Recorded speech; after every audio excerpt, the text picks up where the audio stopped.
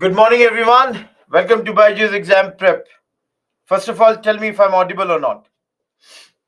Everyone, tell me if I'm audible or not. Thank you. Jai Hind to everyone.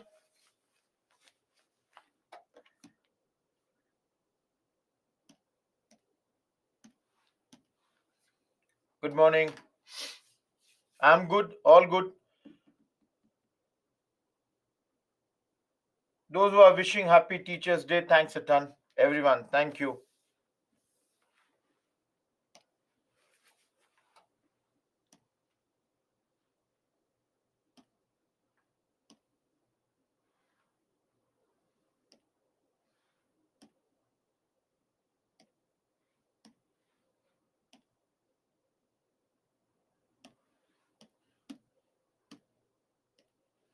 We'll start in a minute. Let other friends join.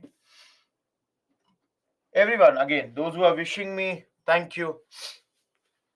Those who are asking my mail ID, I've given it a lot of times, but still, kumar.rohit at byju's.com. Thank you, everyone. Thank you, Manika.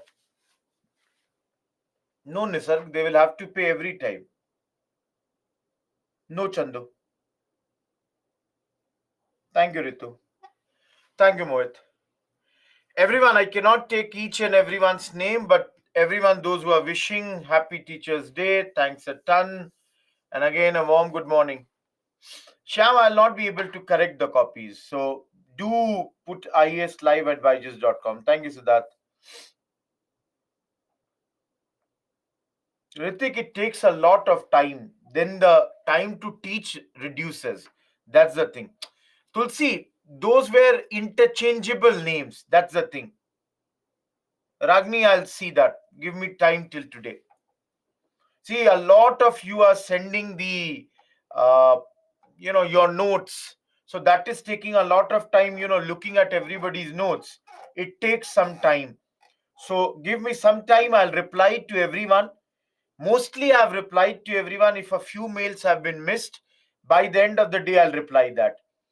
Because it takes, that's the thing. Thanks, Atan Afreen. Vetri, definitely. Again, I'm saying a lot of you sending mails where your notes are, let's say, 10 pages, 15 pages. So looking at them takes a lot of time. Good morning, everyone. Thank you. Morning, everyone.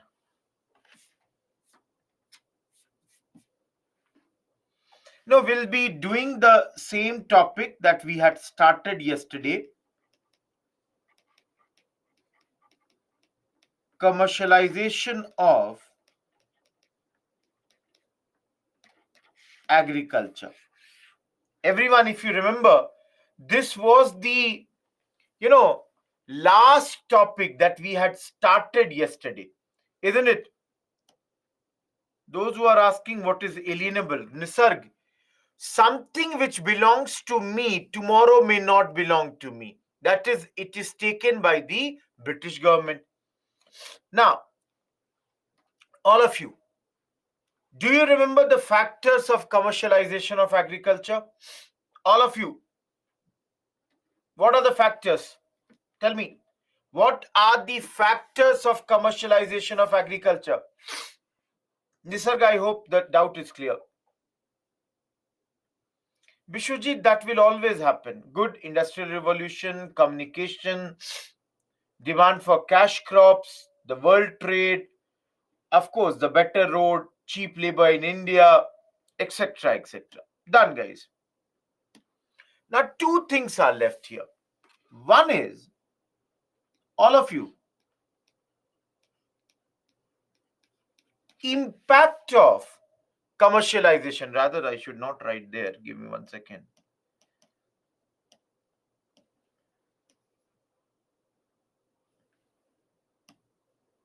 Everyone,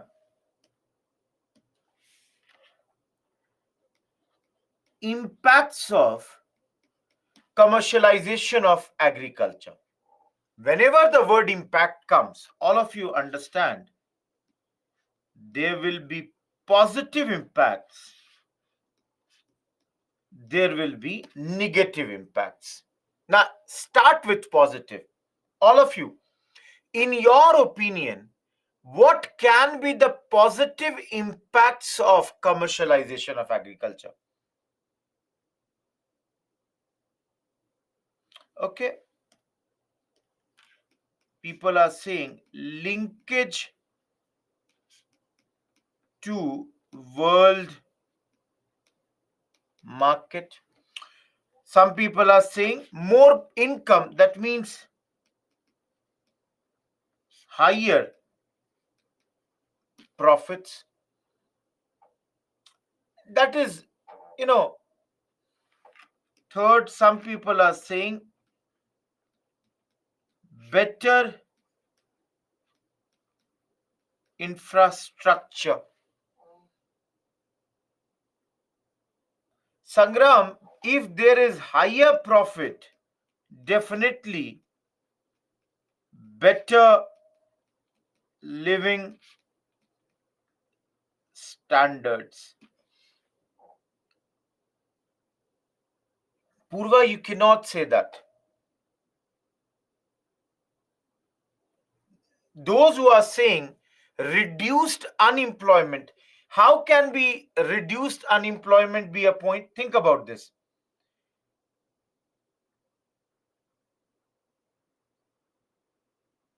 Technology is better infrastructure. All of you, you think, you tell me, how can there be lesser unemployment?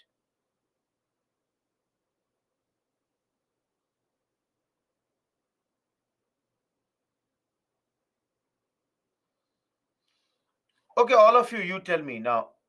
Everyone, everyone, do you think every farmer got better profit? Do you think so? Okay. Now tell me another question. All of you, do you think that the infrastructure developed in a big manner or in a limited manner? So, guys, can I write, all of you, to a certain level?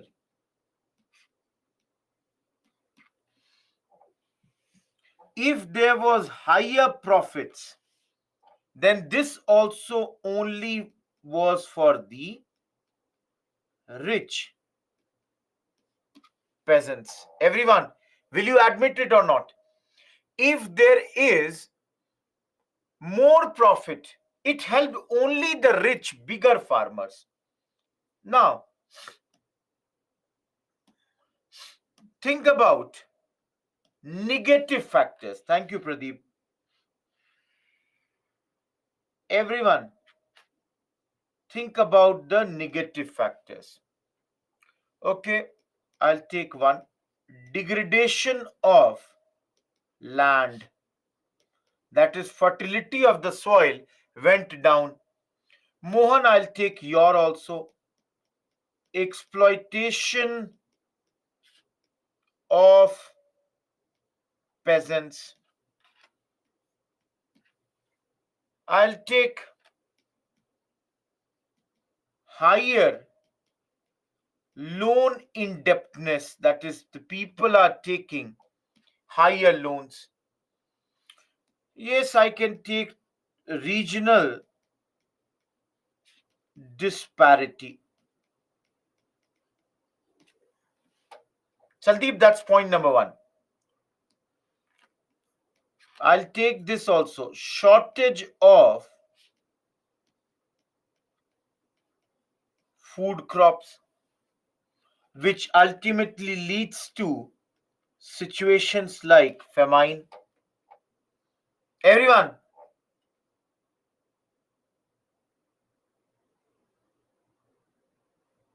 Mangrulkar, that's exploitation of peasants. Kritika, that's the first point which you are mentioning. Palak, point number two. Shyam, you will have to be more clearer. Everyone, one, two, three, four, five.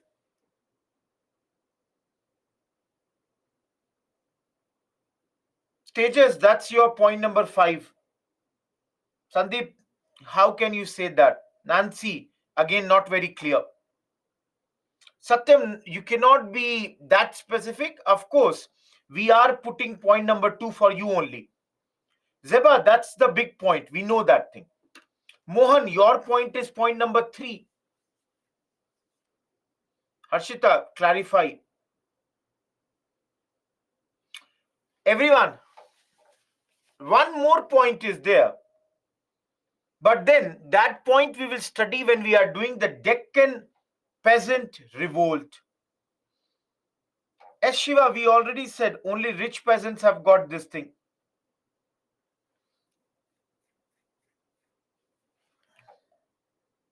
Okay. Everyone, see, all of you, don't you feel that the impact would be very, very, many points can be brought under the impact. The only thing is that you have to be very clear. Dekho, all of you understand. When you write an answer in mains, it is your responsibility to make it understandable for the evaluator. I am the evaluator. What you thought, I may not understand if your point is not very clear. So you have to be very, very clear. Those who are asking what is regional disparity, some areas where cash crops were grown, they grew like anything. Other areas remained backward. Srimant, we said that thing. Shortage of food crops. All of you, can you write a answer? And I'm giving you a question. What do you understand by commercialization of agriculture? What were the impacts of it on Indian? Can you write this?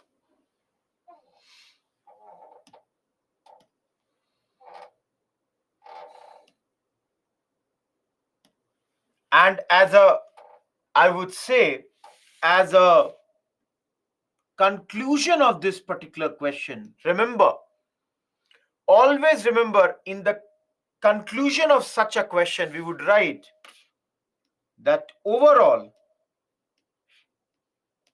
commercialization for Indian peasants was a forced process. Everyone, can I say that? That commercialization was something which was imposed on us by the British. We did not want, but they forced us. How, Satyam? Explain that. They forced us. Write it in, let's say, 150 words, 10 marker.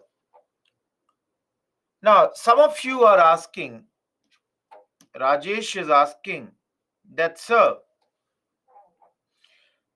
how did this commercialization happen in those days? Everyone, for next 2-3 minutes, focus on the board.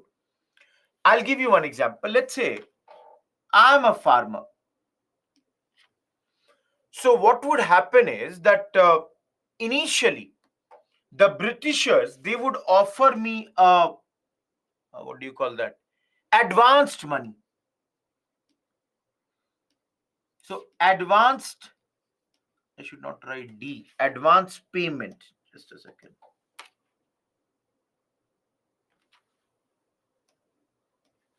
So first of all, advance payment, advance money, that is, even before I have produced the crops, I would be given 10 to 20% of the amount in advance.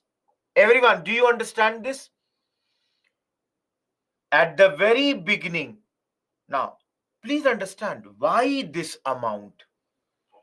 This amount was needed because for cash crops, you need a lot of investments. You need to, buy the seeds and other many materials. And that's why there is these are, I would say, money intensive crops. They require a lot of investments.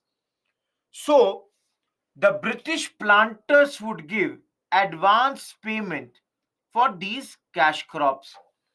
Now, all of you can think this was a big thing because there was no credit market. All of you understand? If Rohit Kumar is a farmer and he needed 50 rupees in those days, everyone, to whom I would have gone for the loan? All of you tell me, if I needed 50 rupees, whom I would have gone for the loan? Absolutely, I would have gone to the money lender who would have charged a very, very big rate of interest. But in this case, I don't need to go to the money lender. Everyone, why? Because I got advance payment.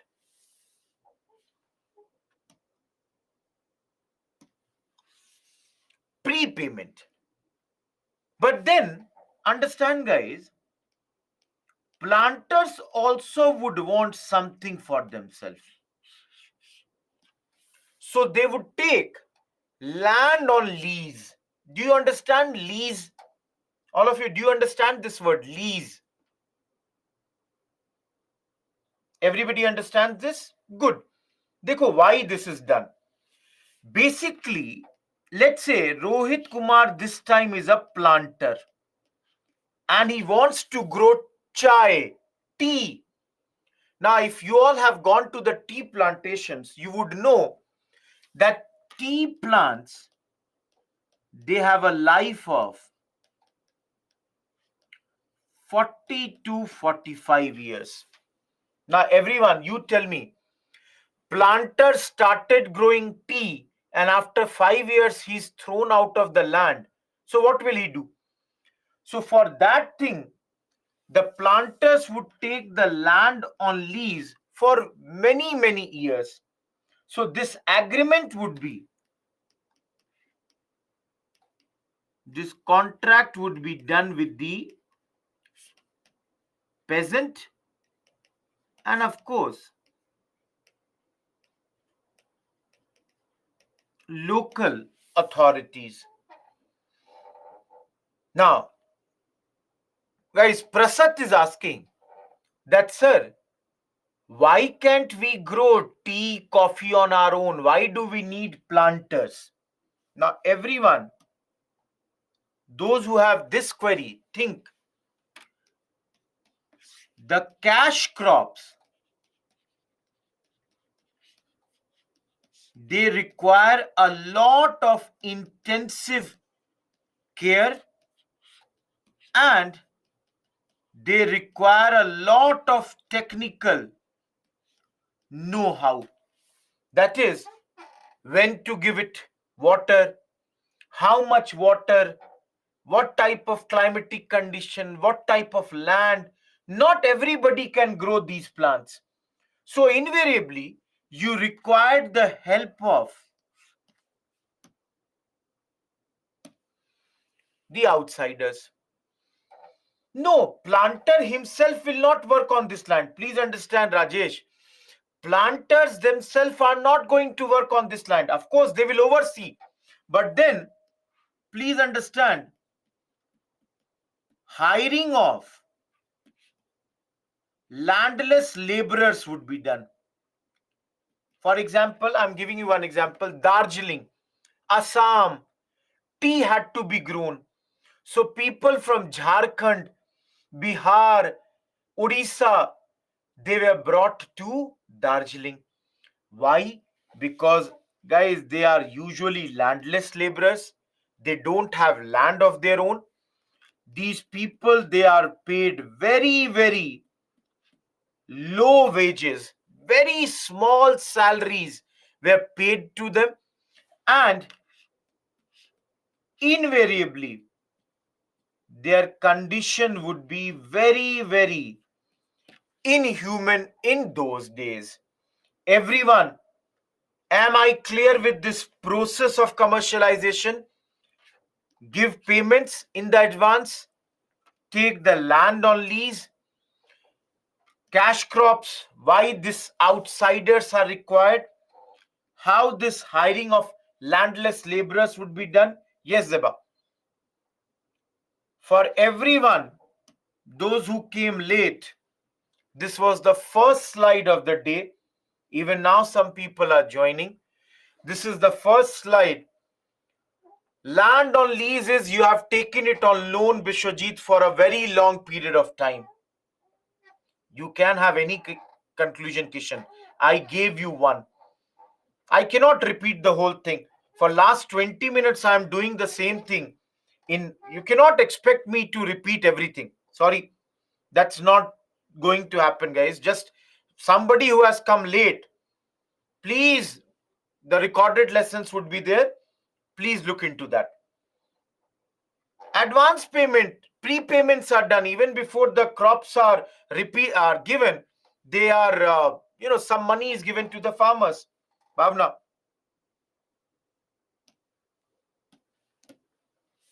See, there were many cash crops. Those who are asking about the cash crops,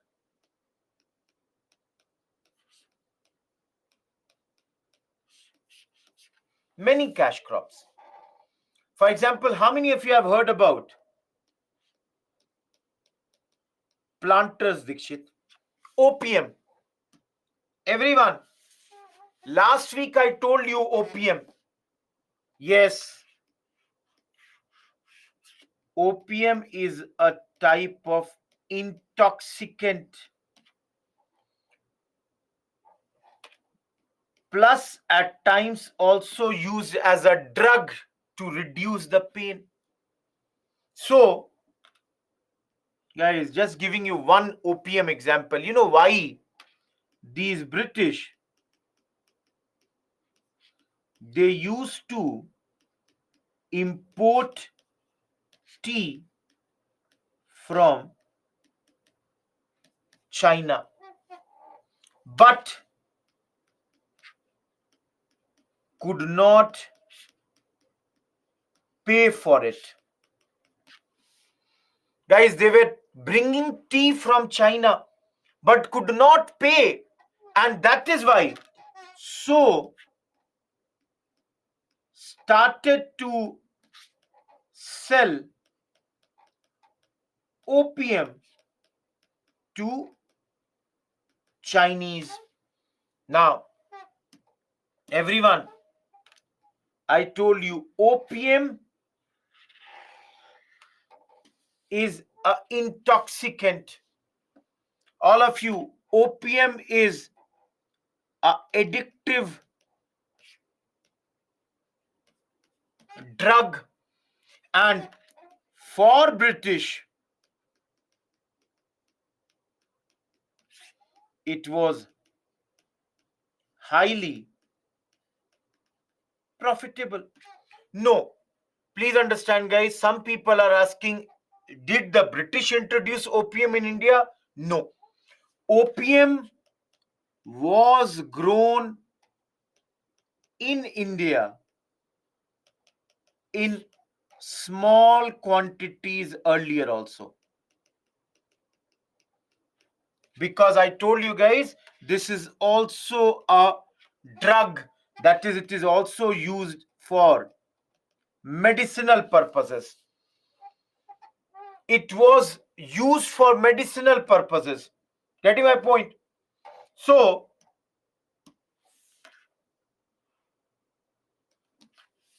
in world history, I don't know how many of you know, in world history, you will study that the Chinese and the British, they were involved in a opium war. Everyone, yes, Anurag, you are correct. Guys, slightly for a second, I'm not teaching history, I'm going in IR. China, if you look at the attitude of Chinese towards the world right now, a lot of that is shaped because of their historical experiences. China in the past has seen how the world has treated it. In the case of Britain, what Britain did to it. In the case of, I can talk about your this country, uh, even Japan. So you can see how these Chinese, their behavior, their relation with these countries. Let me give you one more example. Some of you are asking, everyone, and for those who are using, opium in Hindi is called afim. Afim. Indigo in Hindi is called neel. And it is used to give blue color to the fabric. That means basically, guys, it is nothing but a dye extracted from tropical plants. Getting my point? Everyone, it's a blue dye. Everyone, can I say this? And if you all have the idea, I'll change the pen color. Indigo, the problem is it destroys the fertility of the soil. That's why we don't like this. It is Himani. Indigo is mainly grown in areas where there is a very high rainfall. So in India, it was grown in Bengal, Bihar, etc. Similarly, see, again, I'm repeating, guys, there are many such crops.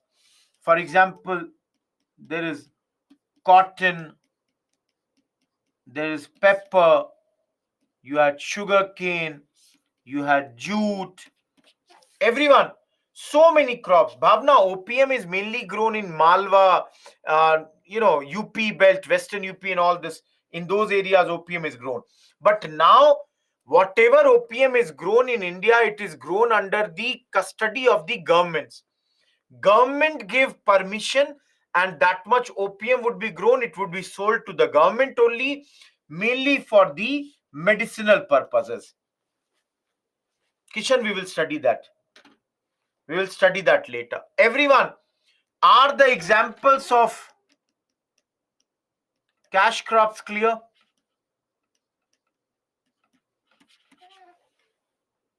See, there would be many other. Then it might be, can you show me where did you read that?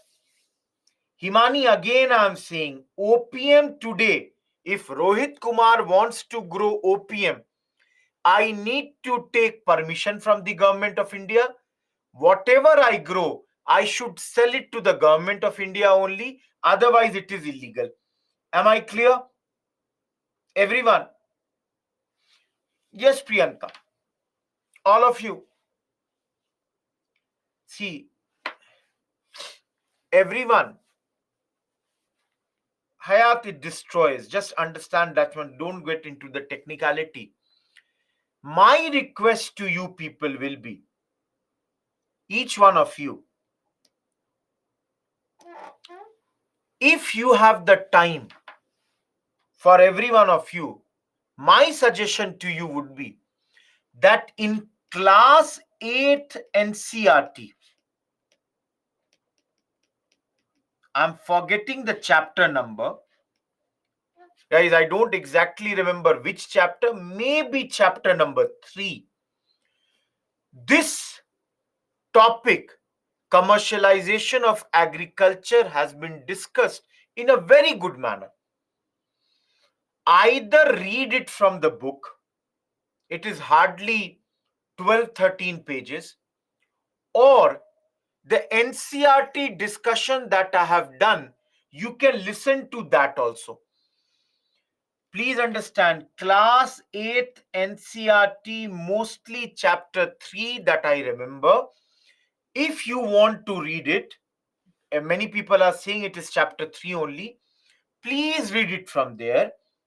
Or else, everyone, if you don't want to read the book, I have done the discussion of this chapter and I have kept it in the, or it is there in the app also.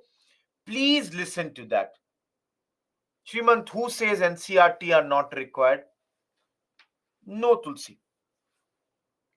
So, everyone, am I clear?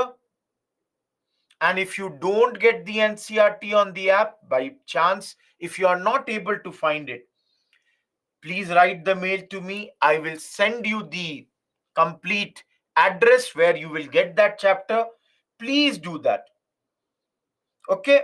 Please complete that particular chapter. Done. Everyone, commercialization of agriculture is completely covered now. Some more points is there in the NCRT. That's why I'm asking you to read it once. Not a lot. If you don't do Bipin Chandra, yesterday I told you for this topic also, not a problem. But that, please do it over there. Kostu, that's why I'm saying, please do it. Something for you. Okay, moving ahead.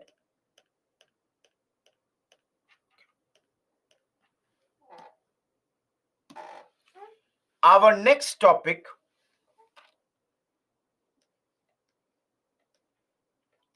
already has given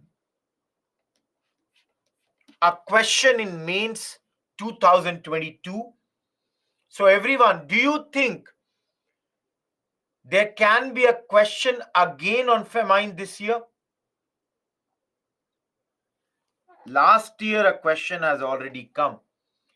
See, it can come, but let me tell you, chances are very, very less. All of you, very, very less chance that there might be a question again from famine, at least in mains. So again, everyone, no need of any book for famine. Just see what I am doing. And my suggestion to you would be, prepare this chapter,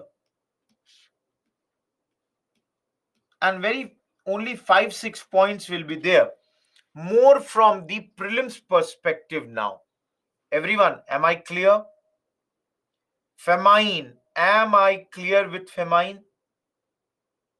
Very less chance, guys. At least dekho, all of you, there is a word in Hindi which we call aukat. Do you know what is the English of aukat? Potential. This chapter, I don't think, has the potential to give 2 questions continuously in 2 years. Getting my point? In 2 continuous years, I don't think so. But of course, we will study. Please understand, guys, we will study. I'm not saying I'm not going to teach. But for those who are appearing this year, 23, for 24, doesn't seem that there will be a question. Let's move ahead now. All of you, can you see this image? Everyone, have you seen such an image in your life? Don't talk about picture. Have you seen this in real? Have you seen it in real? See, those who know geography, the leeward side, areas like Maharashtra, When there is a extensive drought type situation, black soil, in areas like Latur and all, Vidarbha, there might be, even in northern Karnataka. So when the climatic conditions are very, very bad, such type of soil you can see in black soil, these cracks develop. So if you all, those who are asking, sir, what is famine? Everyone, famine in Hindi is called as akal. So for those who want a definition, whenever there is an acute shortage of food, now everyone understand, when can be there an acute shortage? Either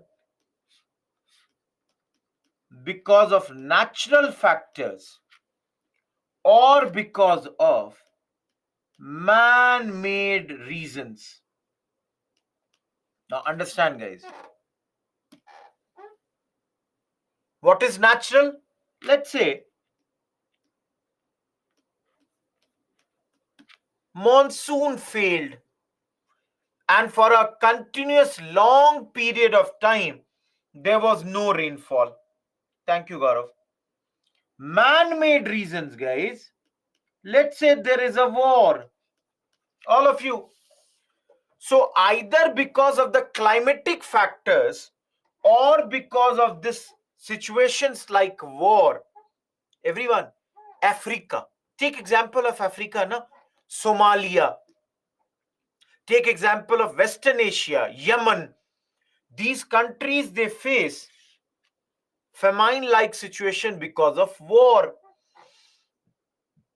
But then many areas, if there is no proper rainfall, then also it may lead to famine. Everyone, is the definition of famine clear? All of you. See, please understand. Those who are asking what is drought, drought is sukha. Drought is sukha. That's in Hindi. These are two different things. Not drought can lead to a famine. Now, everyone, if there is a war goody, please understand, crops will not grow. Farmers will not be able to work. So there will be invariably shortage of food. Is this clear? Now, no Priyal, I wrote here. Some people, they say that poverty causes famine, whereas other people say no, it is famine that causes poverty. Two different theories. See, I'm now coming to India. Please understand, all of you. Now, if you are talking about 2023, India does not suffer from famine. But historically, we used to have a lot of famines in our country. There were many, many famines that took place in our country. So, the British scholars, they used to say that because India is very, very poor country, because of that, there are many famines in our country. Whereas Indian scholars used to say that because there are so many, sorry, I said this opposite. Just give me a second, everyone. I'll explain this again. By mistake, I said. Just 1 second.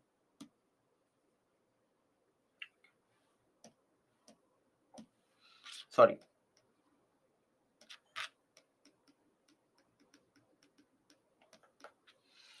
Guys, Indian scholars, they used to say that because the Britishers have made us so poor, it leads to situations like famine. Whereas British scholars used to say because there are so many famines in your country, that is the reason you became poor. Whatever be the case, everyone be very, very clear that so many famines came to our country, and one of the reasons for that was colonial economic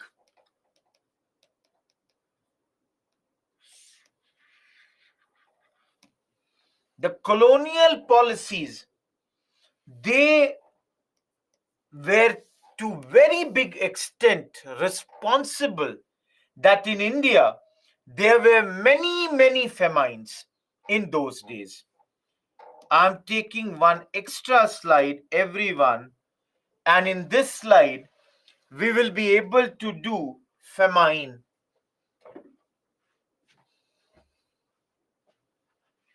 See here.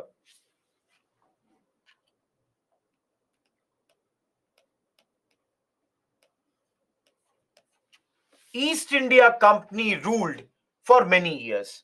Everyone, please see one slide. All of you, can you read this slide? This much. Everyone, can you read this much?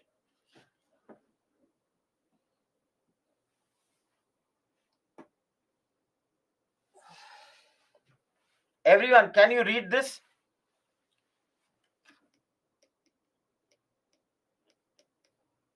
Examples of famine.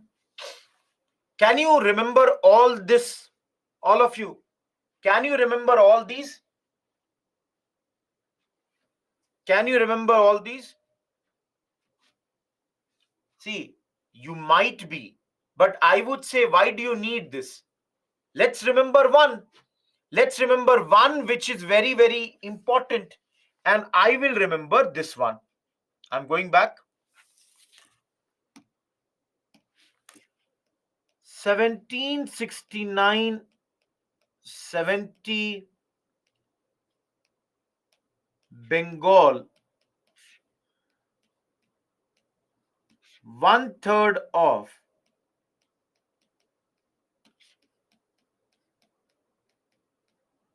province's population got impacted. Getting my point? All of you, we will study this, but let me tell you, this is the time when in Bengal, dual system of British rule was going on. And many people say that in Bengal, the Britishers were acting as a robber state. Robber state means they were only looting us at this point of time. Absolutely, Robert Clive was the governor in those days. They were busy in only earning money for themselves. They had no concern if Indians are dying. They are not worried about that. Only thing that they are worried about is how to have or how to earn more money at this point of time. Remember, company's rule is for the first 100 years. And it is said no attempts by company to formulate a plan or policy for famine relief. Everyone, am I clear with this point? All of you? Absolutely. Shimant, we will study that in the next week when we are doing Sannyasi Revolt. We will study that. Everyone, am I clear? Yes, Shreyank, you can write that. Guys, Shreyank says a very good point, and I'm only writing and then I will rub.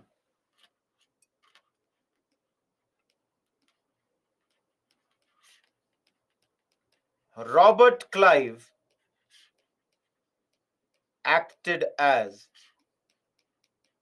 Robber Clive. Bengal, Kishan, if it's written Bengal, which it would be? Dual system we will study. Everyone.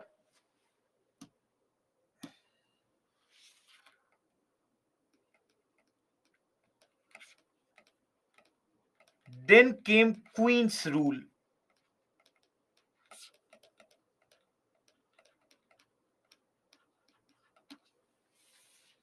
From 1857, for the next 90 years, India was ruled directly by the Queen. Don't worry about this, guys. We will study it in Monday's class on or in the chapter of 1857 revolt. Getting my point? Arjun, because there are some good things also. We will see that later. Good, bad, everything. Now, under this,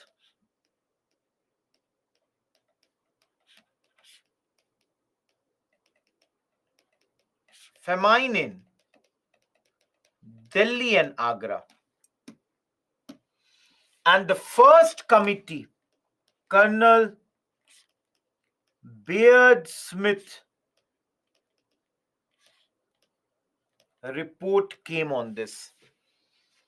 Everyone, one type of question from this chapter can be, they will give you the committees and ask you to arrange them in chronological order. I will tell you that in some time. Understand, for the first time, a committee was set up to look into the causes, the areas, the intensity of these famines. But then everyone remember the most important famine during the company rule came when Lytton was the Governor General of India. And let me tell you guys, this famine is known as the Great Famine. Impacted in those days areas like Madras, Bombay, UP, Punjab. How many of you have heard about the Great Famine? All of you. How many of you have heard about the Great Famine?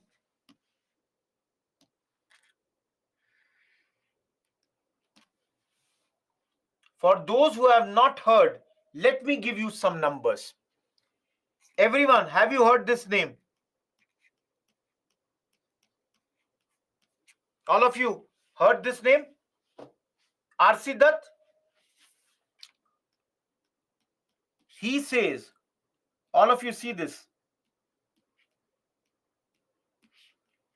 50 lakh people died in 1 year. All of you, just see. No, Anurag, you are wrong. Everyone, can you see R.C. that says 50 lakh people died in 1 year? Guys, in fact, his estimate was, he said that between 1850 to 1900, 2 crore 80 lakh people died. Everyone, no Basavraj, 50 lakh. All of you, can you see this? Everyone,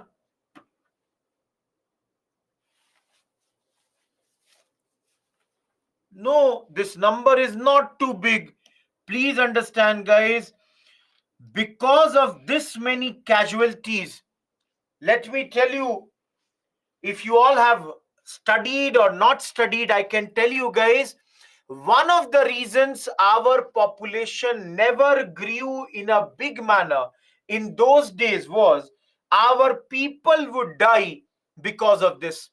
You know, now, of course, if you want to hear about these events, you can only read in books or the stories. I have read villages after villages used to become depopulated. That is, everyone from the village would die in those days. Every person. Not a single person would remain. That's the thing. Imagine, guys. And no, not, see, understand. Let's say, all of you, some of you are not understanding this. See here. I'm taking one example. Let's say this is a village. Famine came. Few people died. Now, maybe they were not properly cremated. Their bodies somewhat went into the rivers or the water sources. So many epidemics, like let's say cholera, would happen. That also would lead to people dying. So it's not that there is only a shortage of food grain, but combined with these things, epidemics and pandemics like this, it would result into the death of so many of the people in those days. Everyone, uh today is what, Tuesday? Next week, Wednesday's class, we will see that this famine became the cause of the growth of modern Indian nationalism. Everyone, we will study this next week, Wednesday. You will see our moderate leaders, they will be very, very unhappy because of this. And this will lead to the growth of the feeling of nationalism amongst our people. Everyone, clear till here? All of you, clear till here? See, again, I'm telling you, those who came slightly late also, if you don't even read the PPT and just focus on this slide, your this chapter is done. Guys, I am making the notes in such a manner that Lytton is a governor general. We will study about him later. MD, I don't understand what you are saying. Cholera it is. Kulsum, cholera. MD, cholera. Cholera is a disease. No issues. Those who were late, please cover it from the recorded session. But then this is more than sufficient. Now, everyone, now come. Lytton is a name. He's the governor general in those days. Very bad man. He's the Gulshan Grover of those days. Villain. Now, everyone. Uh, okay. Now come to the commissions. Put apostrophes, Roshan. Everyone. Lytton appointed a commission known as Strachey Commission.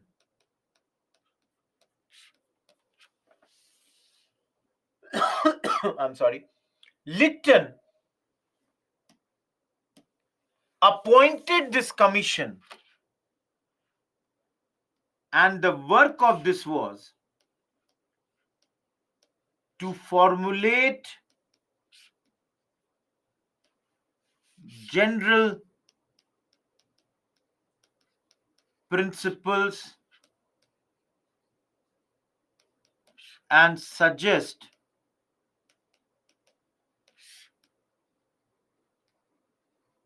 preventive measures.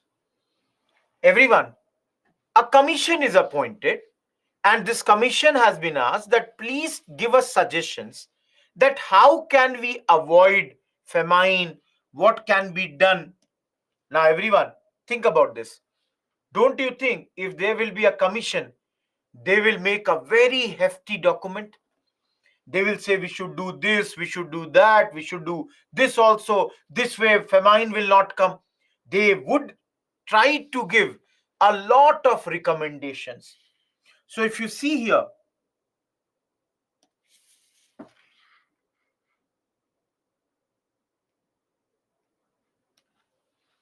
they gave certain suggestions. Like all of you, very simple point I'll say. They said if there is a famine, give relief. What type of relief? Give food which is cooked, or give raw grains which can be cooked, or give money. Everyone, is this first point clear? Think about this now. If there is a famine, give people food to eat, give them cooked food, or give them raw grains so that they can cook it and eat it, or give them money from which they can buy and survive that year. Everyone, clear this point? Number two, they said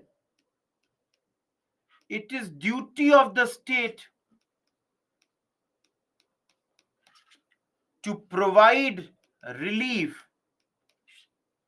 to affected people. That is, it is government's responsibility if there is a famine that these people should be given, you know, all the help. Number third, everyone, don't you think, all of you think about this, don't you all think that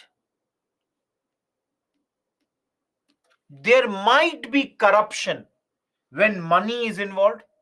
All of you think about this.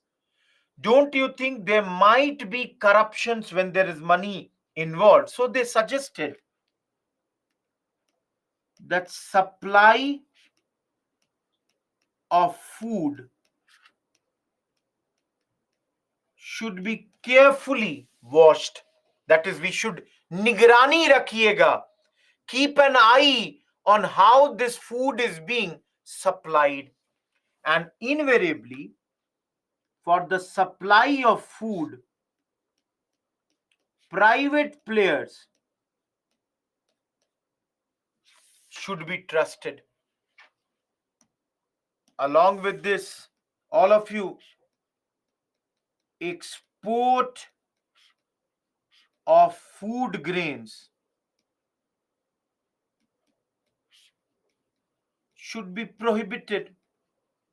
Think now, everyone, you all think, if there is food grains going outside the country when there is a famine, don't you think it would be a big problem?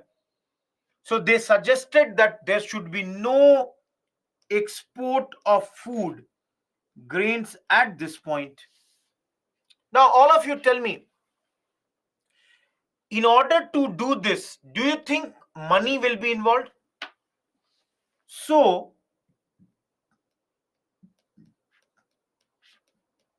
the cost of famine relief should be borne by provincial governments, that is the state governments, should pay the money for all this. But then, let's say the provincial governments don't have the money, then central assistance can be given. Guys, it is a situation, it might be that the provinces don't have that sort of money, so the central government will help them. Lastly, migration of cattle should also happen. A famine fund should be created. And finally, 1883, based on their recommendations, a famine code was formulated, that is, what should be done, when should be done, how it should be done. All this was done here. Now, for everyone, understand one thing. Lytton, okay, this is not clear. Lytton appointed this commission in 1880, but the report of this commission was handed to the next Governor General, Ripon. Everyone, if the question is who appointed it, the answer will be Lytton. If the question is to whom was this report submitted, the answer would be Ripon, the next Governor General.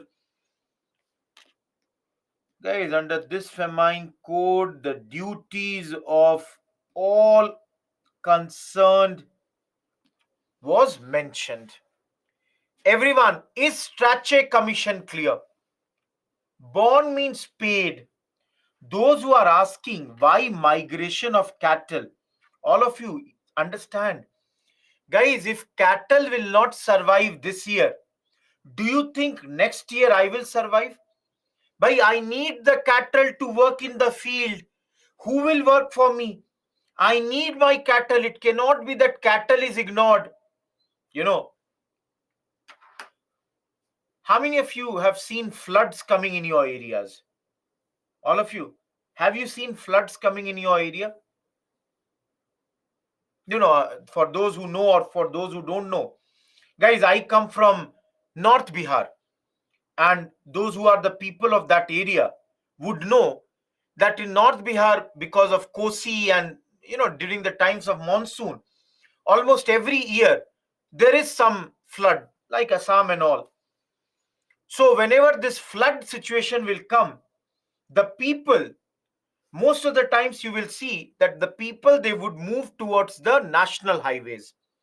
A lot of poor people on the NH, national highways, on one side of the NH, they will have their small jhopris, hut, and they would not leave their cattle to die. They will have their cattle also tied in and around their houses only.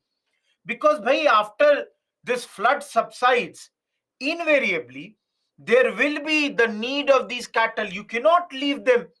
In fact, guys, I'll tell you one thing. Cattle, they become a part of the, I would say, uh, this thing, your, what do you say? Uh, part of the family they become a lot of times. They take care of the livelihood, of course, but then that's how it is. Everyone, am I clear? All of you? It is Sham, but you cannot have everything interesting only. Harshita, that's not required. Okay, everyone. Last 2 minutes. Later, another commission came after the 1896-97 famine.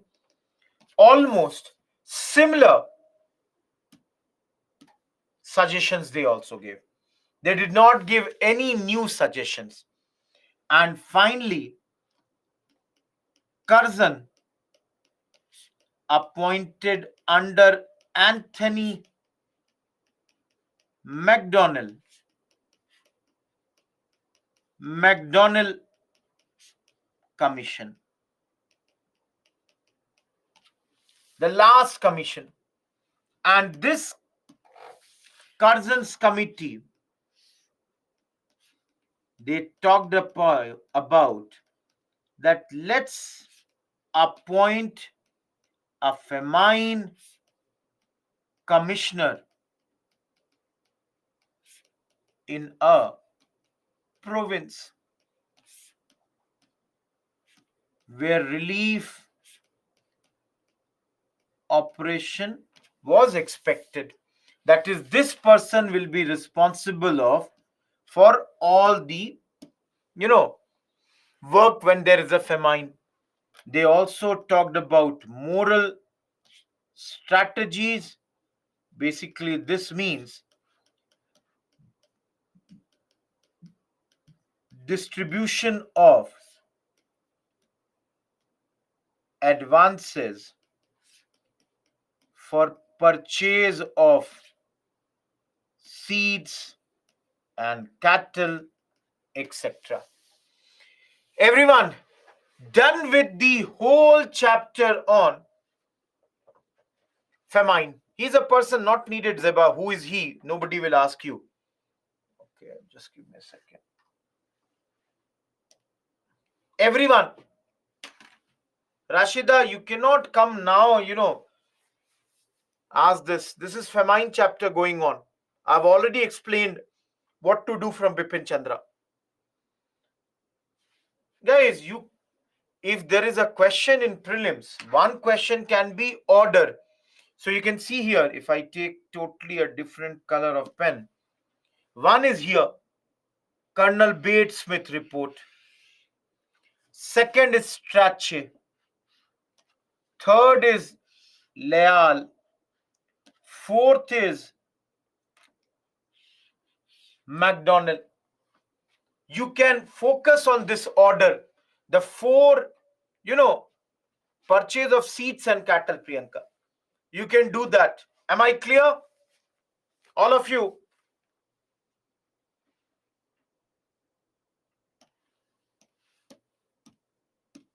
I don't have space available over there.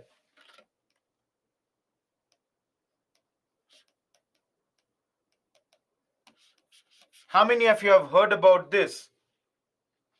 Bengal famine, 1943. Everyone, have you heard about this Bengal famine? Around 1903. Heard about this? Okay. As the name suggests, it would have taken place in Bengal.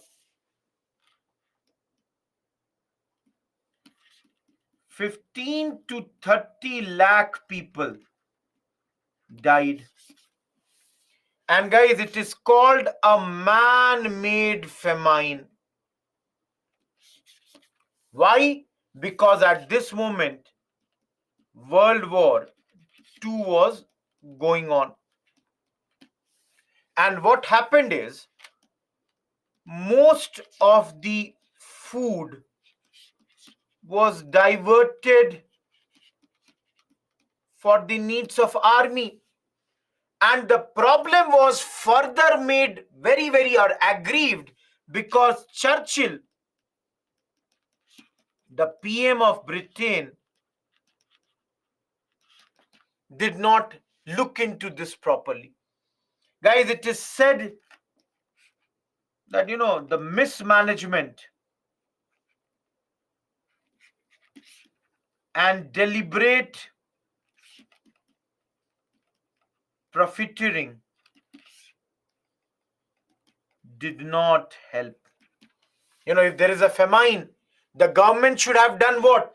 Government should have looked into and done the rationing of the food that was not taken care of.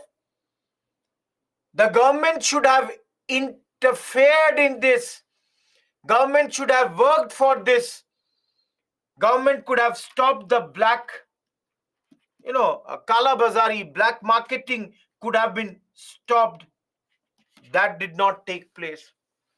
And that is why, guys, many people say Bengal famine was more man-made than an act of God. It is not an act of God. It was made by the human. And you all know, guys, war propaganda. What was the war propaganda at that moment? The war propaganda was of no shortage. The war propaganda was continuously saying there is no shortage of goods. Nothing, no problem, don't worry.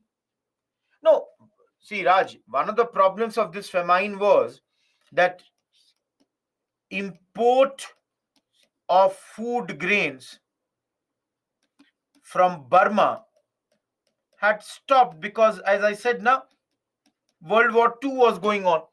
And for the last few years, Bengal monsoon was continuously failing.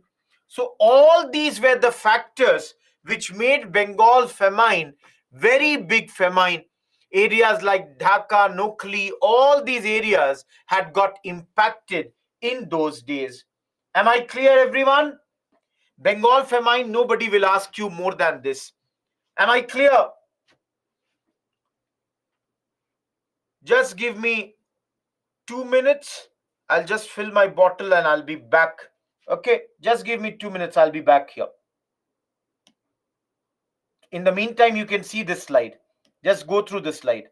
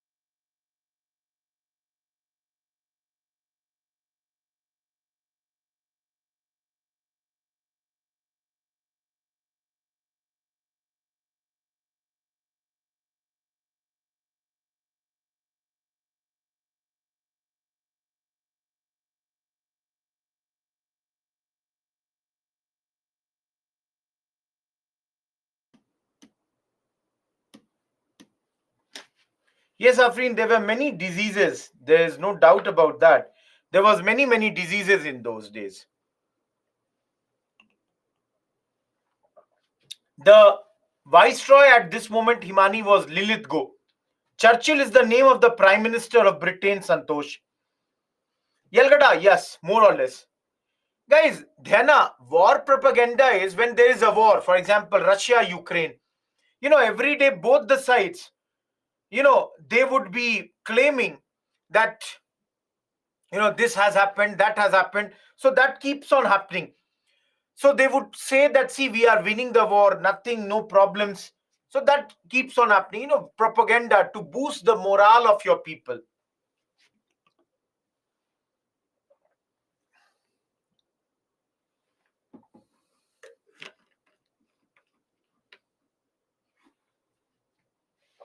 Uni, I said already, Lilith, go.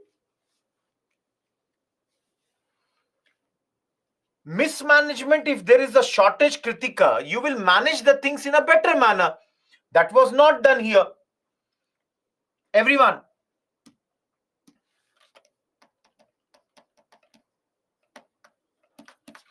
done with this chapter.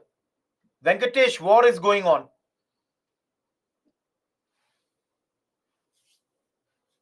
Everyone, am I clear?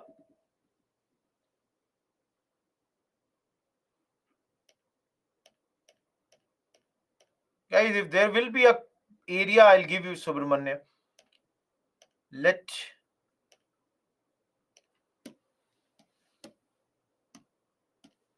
very easy question. All of you, sorry, very, very easy topic. And important more for prelims. Much more important for prelims. Very less chance that there would be a question in mains from this particular topic. Everyone, you all understand civil services? All of you, you understand civil services? That's something that you all know. At least that much I would expect. And I hope a lot of you become civil servants. That's the only thing that we hope. So, for all those who are slightly angry at the decision why you started preparing for UPSC, from here all this has started. From here all, this all began. Civil services. So, who brought it? Or what was the idea? Why was this brought? Have you heard about the name of Cornwallis? Heard this name? Everyone? Governor General from 1786 to 93. I should put double L.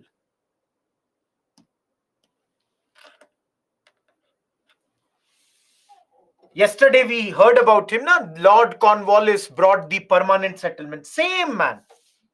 Now all of you understand here.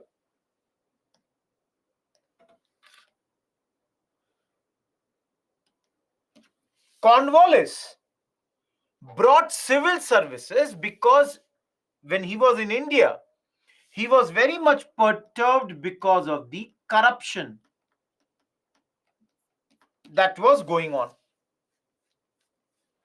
So Cornwallis thought a few things. Everyone, see here.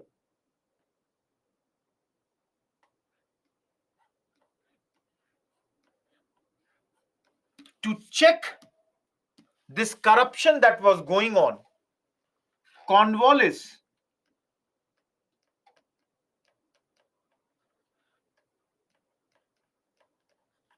thought of raising salary.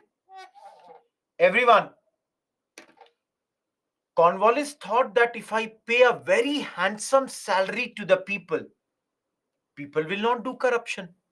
Everyone, is he correct or is he wrong? Cornwallis thought if I pay a very good salary, people will not do corruption. Except 1%, everybody till now has said he is wrong. At least 90% of the people are saying no. Maybe.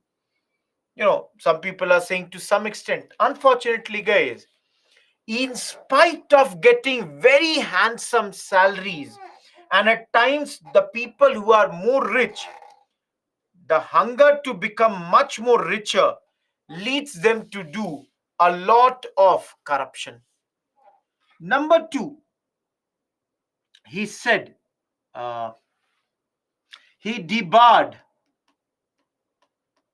and guys, civil servants I'm writing with CS, debarred civil servants from taking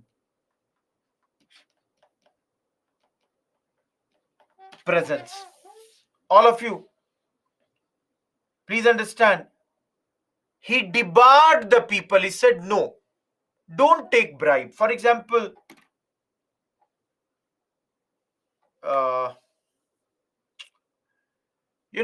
I'll give you an example. Marriages happen, and let's say there is a civil servant XYZ and he's getting married.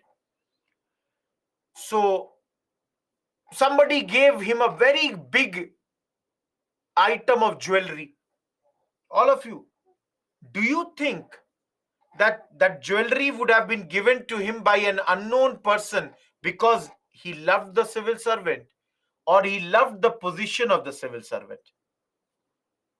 Even now, there are rules and regulations which forbid the civil servants from accepting a gift more than a particular value.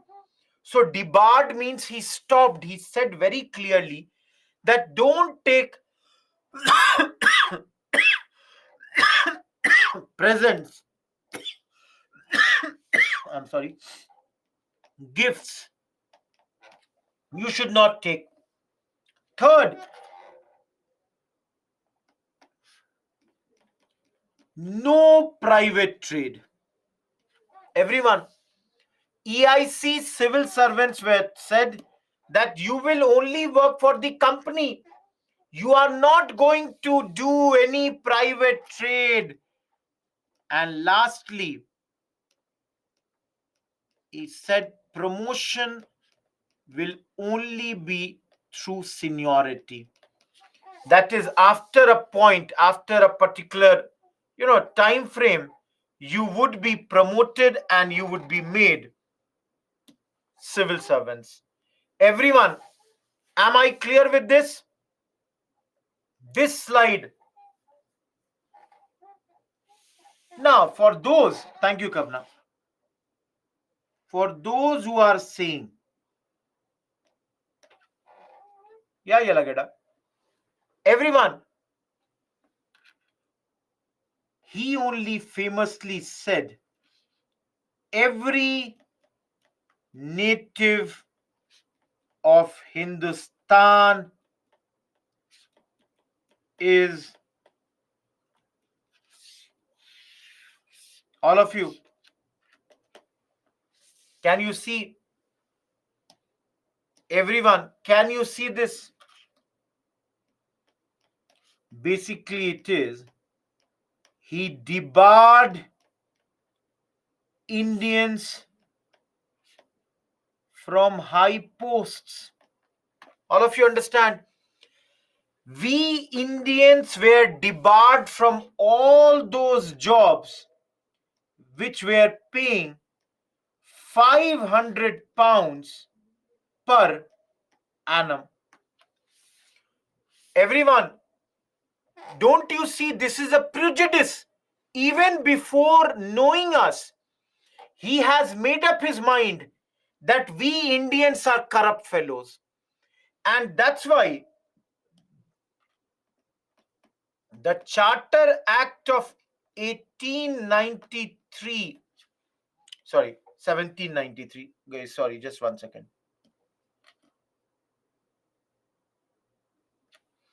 The Charter Acts of 1793 debarred Indians that we will not get any job which pays more than 500 pounds per annum. That is, we Indians are not eligible for these jobs.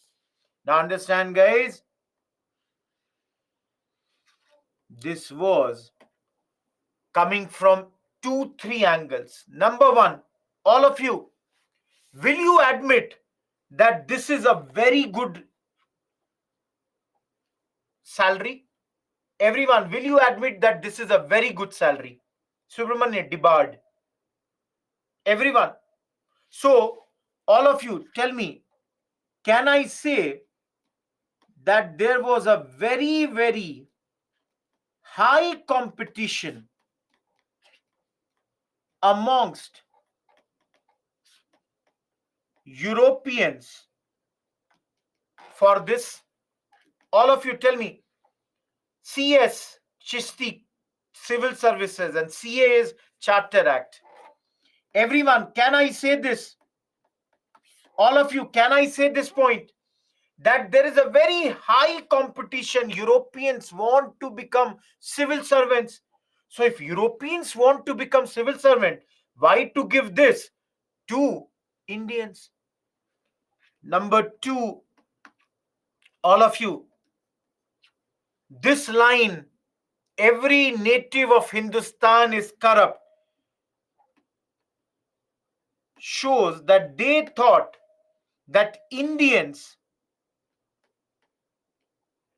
were incapable, untrustworthy, and insensitive to British interests. Guys, every native of Hindustan, the moment they say this, clearly reflects that they think they cannot trust us. They think we are corrupt. Again, guys, please understand, this is a belief. This is not true. But this is something that these Britishers believe in. Third, if not Indians, who? They felt only English they could establish this administrative service that will take care of British interest. Nobody else can do this. All of you, very generic introduction of civil services I have given to you. Any doubt on this? All of you, any doubt on this till here? Thank you.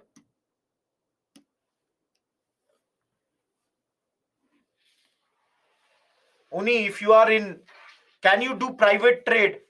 If you become a civil servant today, tomorrow, will you keep on doing private trade?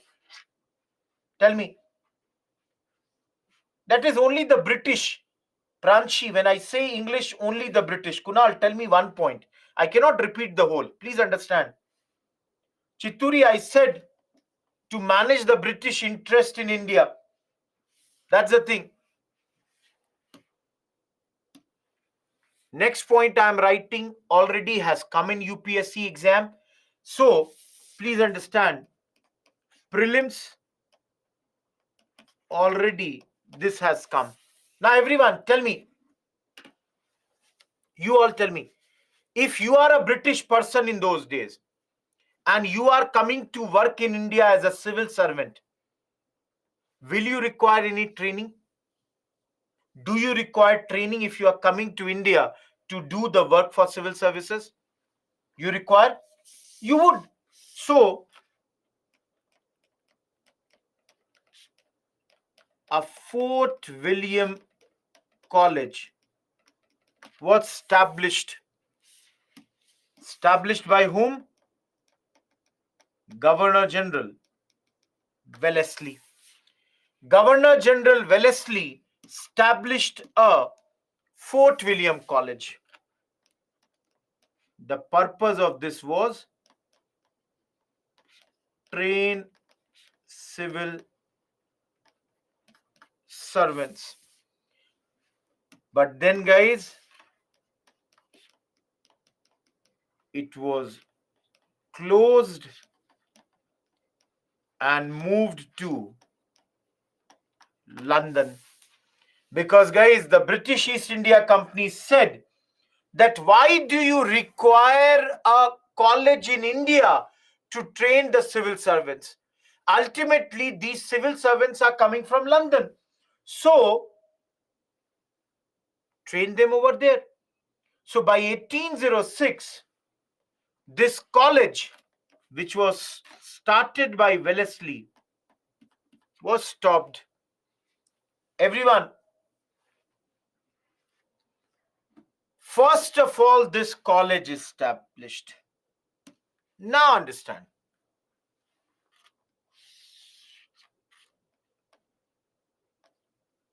Charter Act 1833.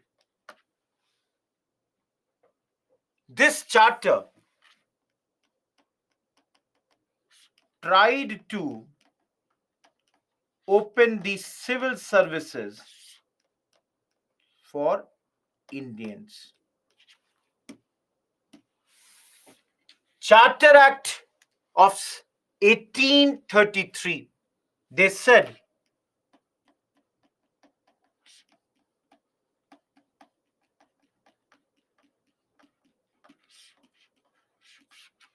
let's go for competition. Whoever is the best should be allowed to join the civil services. But then, guys,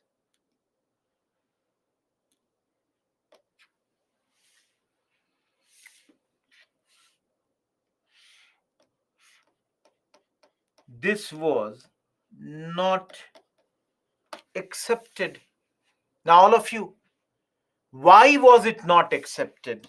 It was not accepted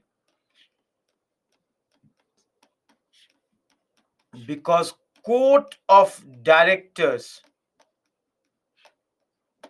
of EIC, they used to nominate the civil servants and they did not want to give away this, I would say, privilege. Everyone, all of you think, let's say Rohit Kumar is a British officer. If I can appoint my brother, my nephew, my relatives. But if there will be open competition, can I do this? No. So the court of directors, they opposed it. And that's why this could not be implemented. Could not be implemented at this point of time. Everyone, that means this time only it was thought but could not be done. No exam, only nomination. That means only appointment. I will nominate. I will say, I like Shashank. Let's appoint Shashank. I like, let's say, Raj. Let's appoint Raj. I don't like Rajesh. I will not appoint Rajesh. But if exam is done, maybe Rajesh is the best. But then, guys, Charter Act of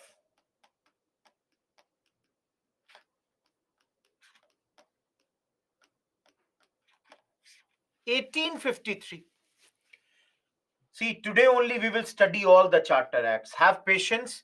After civil services is done, the last topic of this chapter, three stages of capitalism, will come, where we will discuss everything once again, and I will show you the different things over there.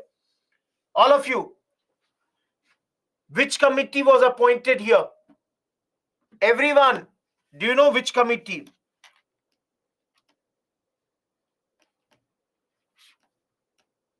Macaulay Committee.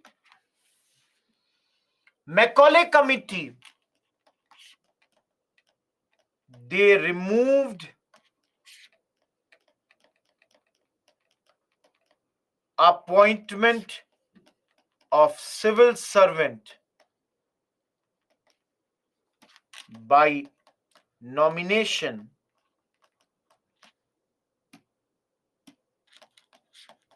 rather recommended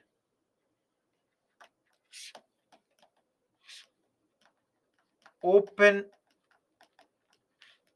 competition. Everyone, in the open competition, what will happen? Father, sorry,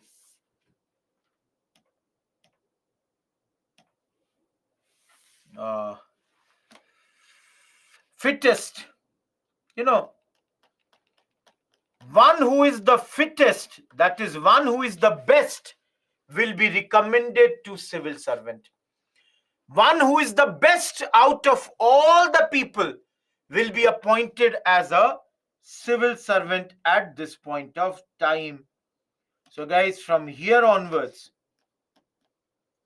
freely, impartially,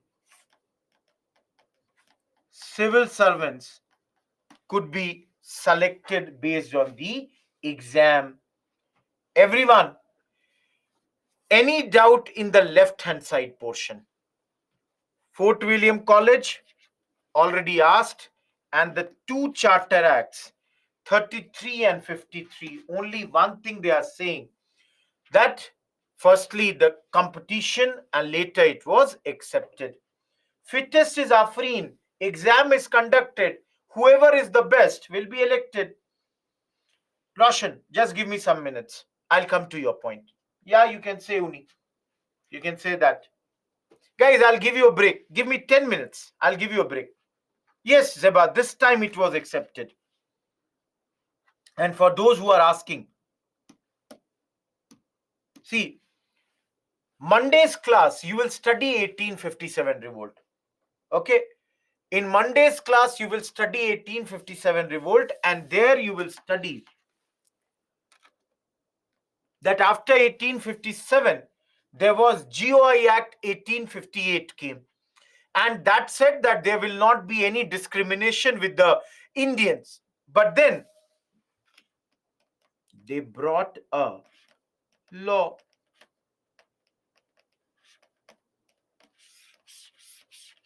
I should write Indian Civil Service Act 1861. Now, guys, all of you, look at this. All of you see here.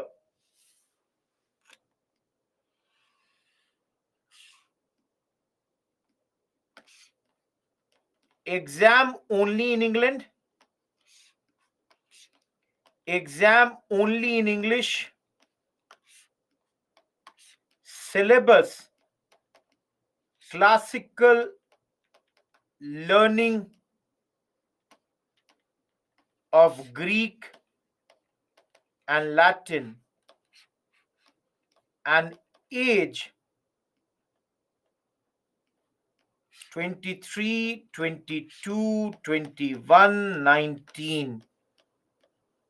23 in this, 22 in this, 21 in this, 19 in this. Now, everyone, please understand. Let's say, do you think it is easy to become civil servants in those days? I'm asking you, look at this. Everyone, can you go to England easily? In those days, can you go to England easily? Exam is conducted only in England, not in India. All of you, are you proficient in English? Everyone, are you proficient in English? No.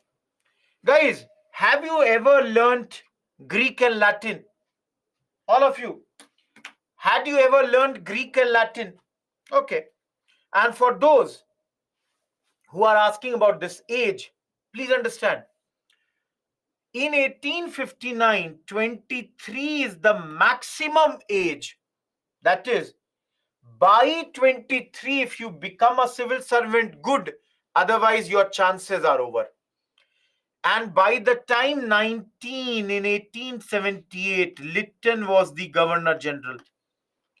So all of you think 19 today, the age is 32 for general. In those days, it was only 19. That is the maximum age, not minimum, Chitturi. Maximum. That is, if you became a civil servant by 19, great. Otherwise, your attempts are over. All of you, by 19, again I'm saying Uni, maximum age, it's not minimum. Please understand, it's not minimum, it's maximum. You have to become a civil servant by this age, otherwise your attempts are over. All of you understand?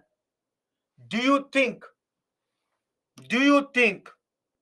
it is easy for the Indians? Do you think this is easy for the Indians? That is why, guys, very few Indians could clear this particular exam.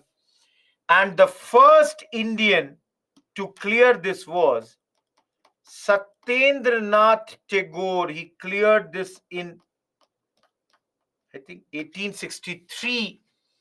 The elder brother of Gurudev Rabindranath Tagore, Satyendranath Tagore, became the first Indian civil servant to clear this exam. All of you, Tagore, they came from Thakurbari family because the Britishers could not pronunciate their name Thakur. That's why it was made as Tagore. They come from Thakurbari family of Bengal, the most advanced and one of the most prominent families of Bengal in those days. And Satyendranath Tagore has cleared this exam for the first time as an Indian. When we talk about the Indians, please understand,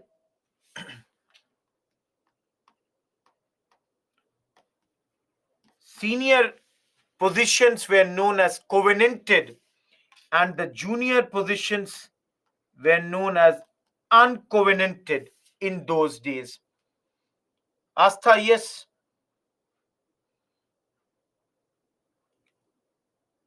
Yes, Shikalgar.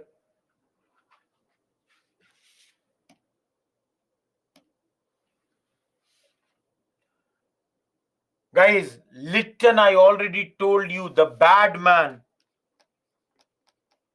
later even tried to introduce statutory civil services. Under this, in 1878-79, he proposed that one-sixth of the openings should be filled by nomination from Indians of high families nominated by local government and approved by secretary and the viceroy. All of you, please understand. Guys, can you understand this point? Statutory civil service? Everyone, can you understand this point? Everyone, if there is competition, will the princes, will the kings able to clear the competition? All of you think. Will the prince, will the king? Mostly no. So, Lytton came up with this statutory civil service. For example, if there are 96 openings, one-sixth, that is 16 seats, one-sixth of the openings will not be filled by competition, but rather will be filled by nomination. Who will be nominated? Indian people belonging to the prominent families, high families, rich families. And how will they be nominated? Local government will nominate them, and that will be approved by the Secretary of the State and the Viceroy. The good thing was, guys, that this system failed, and that is why later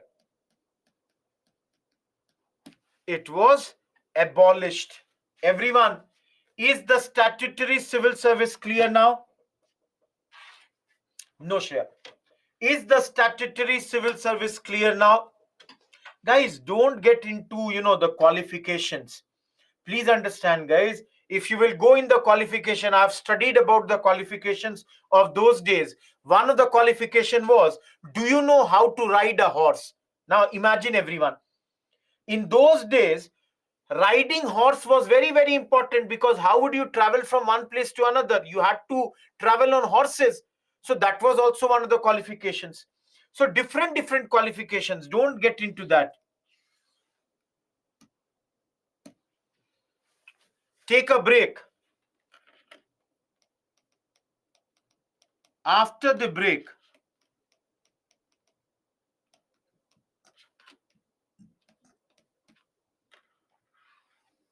we will talk about three different commissions: Atchison, Islington, and the Lee Commission. The three commissions related to civil services would be discussed by us. For those who are asking, yes, guys, you are correct. SN Banerjee. Let me write here only where I can write. SN Banerjee also cleared this exam later,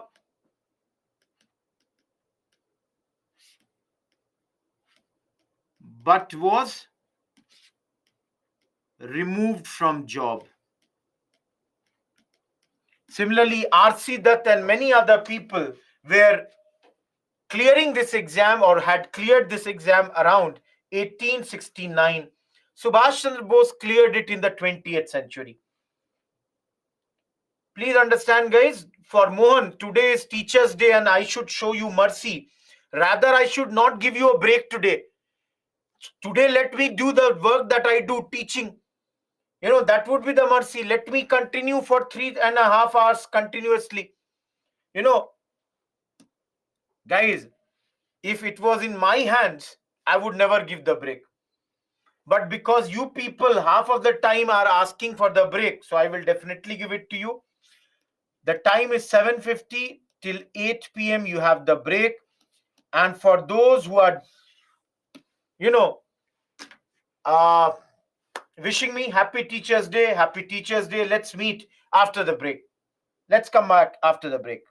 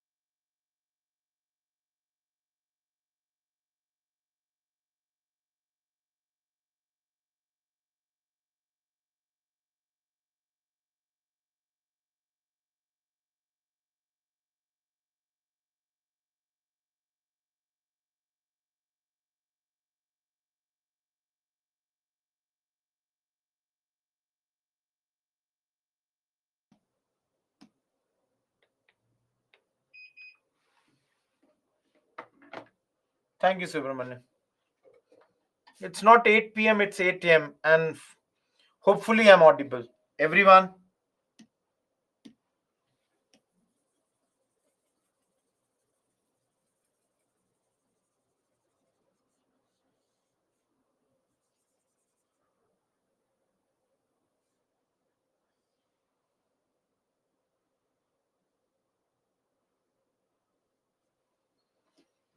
thank you, Afsa. Hopefully everybody has come back. Thank you, Galbi. All those who are wishing Happy Teachers' Day, thank you. Thanks a ton. Let's come back. Thank you, Ocean. Thank you, Nancy. Okay, all of you, remember the order of these committees for civil services also. Everyone, I cannot take the names of everyone. Thanks a ton. Party, clear the exam. Let's have a party together. You know, and I'll give you the party. You clear the exam, and this is my promise. I will give you the, you know, party. Don't worry about that. With the place will be yours, party will be from mine. See, if you would have been in the classroom in the offline class, you know, I would have given you the party right now. I will remember. Don't worry. I'm teaching history. One thing I should always be good is memory. My memory is good. Don't worry. Whoever is in the class, whenever you clear the exam and you ask for a party, that would be from my side. Don't worry about that. Three committees: Atchison, Islington, and Lee. Everyone, this committee was appointed by Dufferin, the Governor General. This committee was appointed in 1886. This committee, their recommendation was that the exam should be conducted only in England. This committee said that at this moment, we want that the exam should be done only in England. It should not be done in India at this point of time. Their other recommendations was, all of you, Lytton had reduced the age till 19. So they said that this age limit should be increased and made to 23.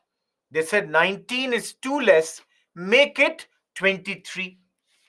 Their other recommendation was that this term, covenanted and uncovenanted, these terms should be dropped, and rather please, oh sorry, rather spelling is wrong. Rather, everyone, please see what new names are being given: Imperial Indian Civil Service, Provincial Civil Service, and Subordinate Civil Service. Now, Imperial Civil Service exam would only be done in England. Provincial Civil Service exam would be done in India, and Subordinate Civil Service exam would be done in India. Everyone, Imperial Indian Civil Service is present day UPSC. Provincial Civil Services present day is like your BPSC or UPPSC, the state PSCs. And subordinate civil service can be equated to certain extent as your SSC exams. All of you, Am I clear with Hutchinson? All of you? Huh, but then Zeba, we were demanding, Indians were demanding that conduct the exam in India also. Everyone, please understand, Congress had already been formed in 1885. So, this committee said, no, we will conduct the exam only in England. Now, do the comparison. Islington accepted that fine enough. Simultaneous exam in India and England. All of you, Islington said, fine enough, we will have the exam both in India and England. This committee came in 1912. At that point, Harding was the Governor General of India. And this thing started from 1922. Everyone, is Islington clear? Everyone, is Islington clear? No issues, Reshma. Very simple. They are saying let's conduct the exam both in India and England. Recommendation was given in this year, but accepted and started from this year. Started from this year, that is from 1922. The exam was conducted both in India and England. And let me tell you guys, though you have not studied it, how many of you have heard about GOI Act 1919, also known as Montagu-Chelmsford reforms or Montfort reforms? Everyone, very, very important, very famous. When did this act come? All of you, look at this. Guys, they also recommended the exam to be done both in England and India. Everyone, please notice, Islington also said this, Montagu also said this, and that is why from 22 onwards, this recommendation was accepted. Everyone, am I clear? All of you, is this point clear? Same recommendation given by both of them and accepted in 1922. They said that at least 1/3 of recruitments should be minimum done in India, and later every year increase it by 1.5%. So this year 33, next year 34.5% seats, next year 36% seats should be filled in India only. All of you, last committee, Lee Commission. The year is 1924 and the Governor General is Reading. Reading is the Governor General, and in 1924 this commission came, made many suggestions, but the most important suggestion was a public service commission should be established. Guys, this was a proposal in Government of India Act 1919 also. They said that please appoint a commission which will look into these recruitments. And this suggestion, all of you, was accepted by GI Act 1935, and this led to the formation of Federal Public Service Commission and Provincial Public Service Commissions. Just like today, what you call as Union Public Service Commission in those days was called Federal Public Service Commission.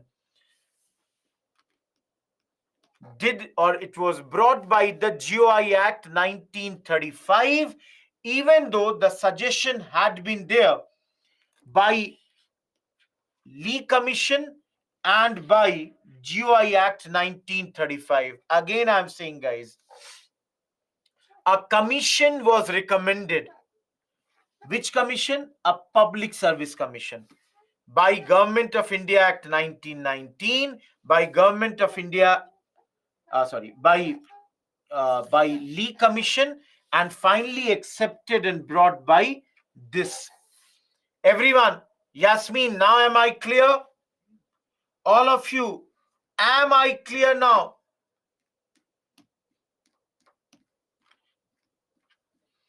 There are one or two points which I have left here because we have not studied Montfort. So you will not understand one or two terms like reserved, transferred. We will see that later.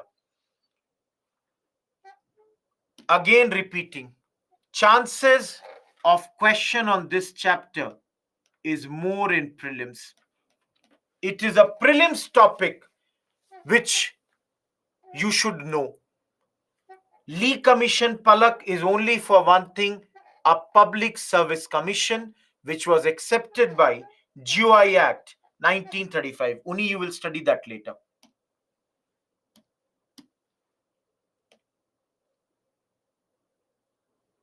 Because they also recommended the same thing, everyone.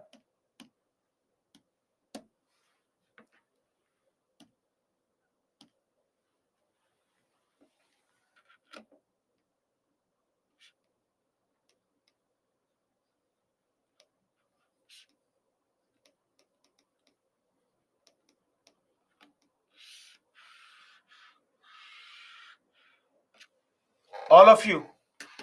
No, Dikshit, no. Everyone, we are done with this chapter.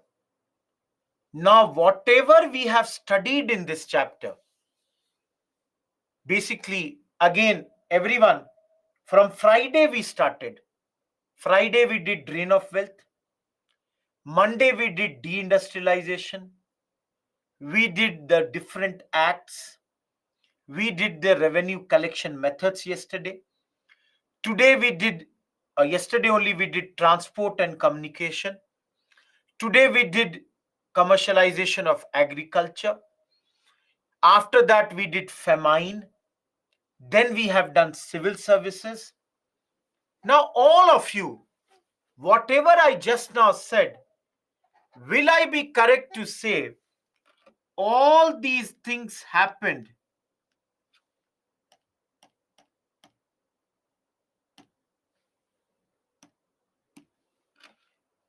from 1757 till 1947? Everyone, basically whatever we have studied till now in this chapter is a sum total of 190 years. Now this 190 years,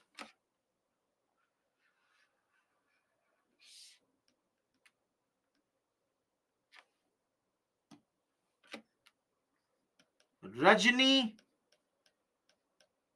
Palme Dutt, he divides it into three stages.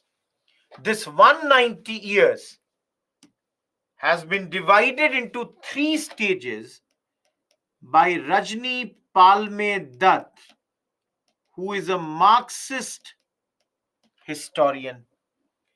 What are the three stages? Mercantile, industrial,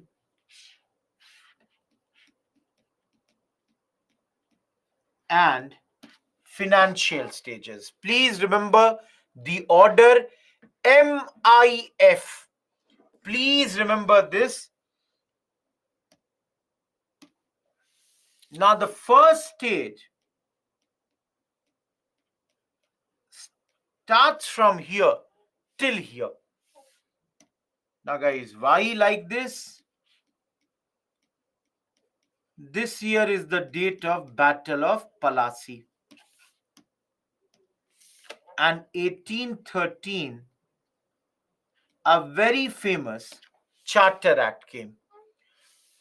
So the first stage is your mercantile stage. And this is also known as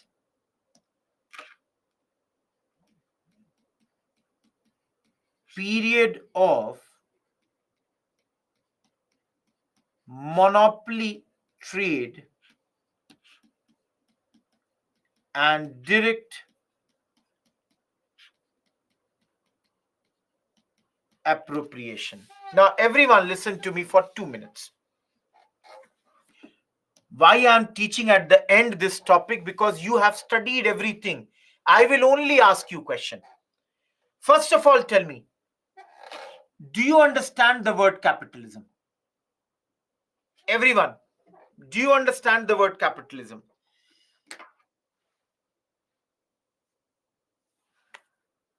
Everyone? It is a system in which means of productions are in the hands of few individuals. So basically, let's say the money, the I would say your factory, the land, they all belong to a few, and rest of the people are dependent on that. That's point number one. Number two, all of you, please notice this period. Everyone, do you remember Carnatic Wars?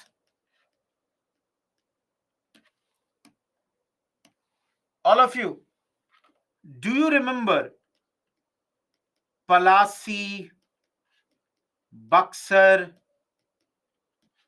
Maratha War, Mysore Wars? All of you, Priyal, don't worry about that. No, no, don't bring sick. Please look into this year. Everyone, can I say by defeating French in Carnatic Wars and by defeating all these powers, the British in this era, they achieved monopoly.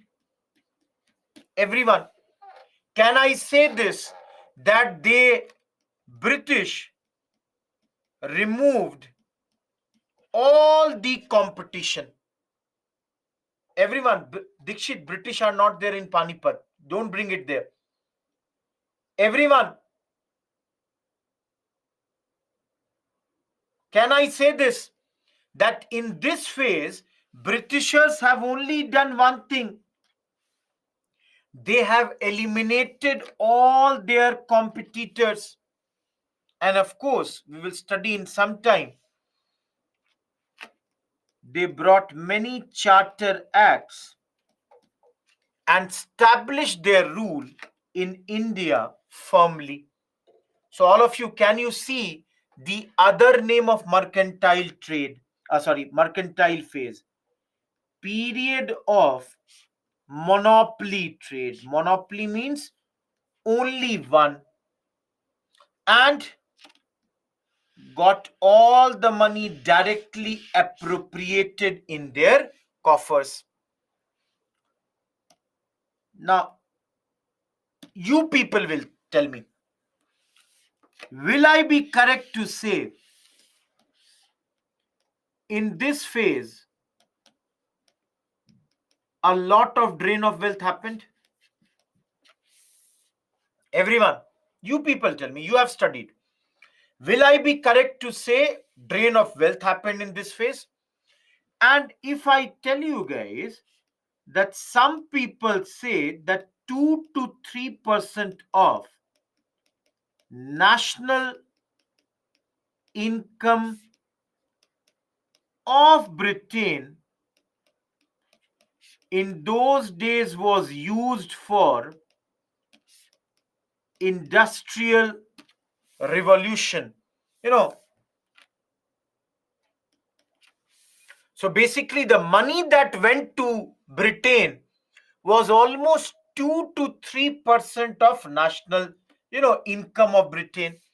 And all this money was used for industrial revolution. Everyone, till here any doubt? Till here any doubt? Last point, and we are done with this. Last point, guys. Tell me if you understand this point or not. In this phase, no large scale import of British goods in India, rather an increase in export of Indian textiles. Everyone, did you understand this pink line? Did you understand this? For those who did not understand, please understand. Please, all of you. For example, Britain did industrial revolution. Do you think from the first day Britain will be able to sell their goods in India? Will they be able to do that? No, because Indians, they are not accustomed to British products. But all of you know, British traders, they take a lot of things from our country at this moment. They are taking a lot of material from our country. So invariably, guys, import was very less, but then export of Indian textiles was very, very high at this point of time. Lastly, tell me, is it possible that simultaneously, along with this, however, the weavers got ruined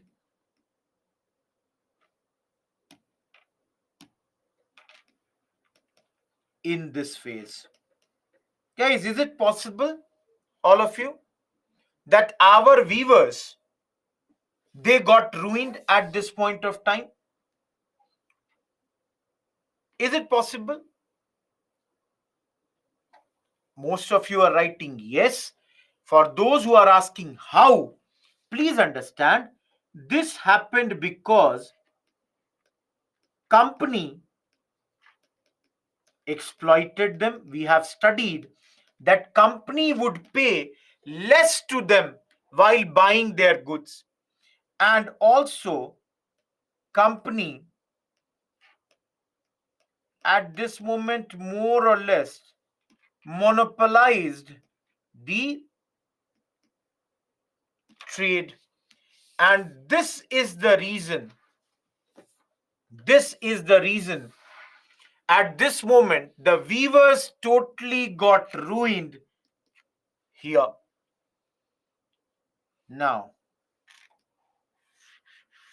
I'll take a separate slide.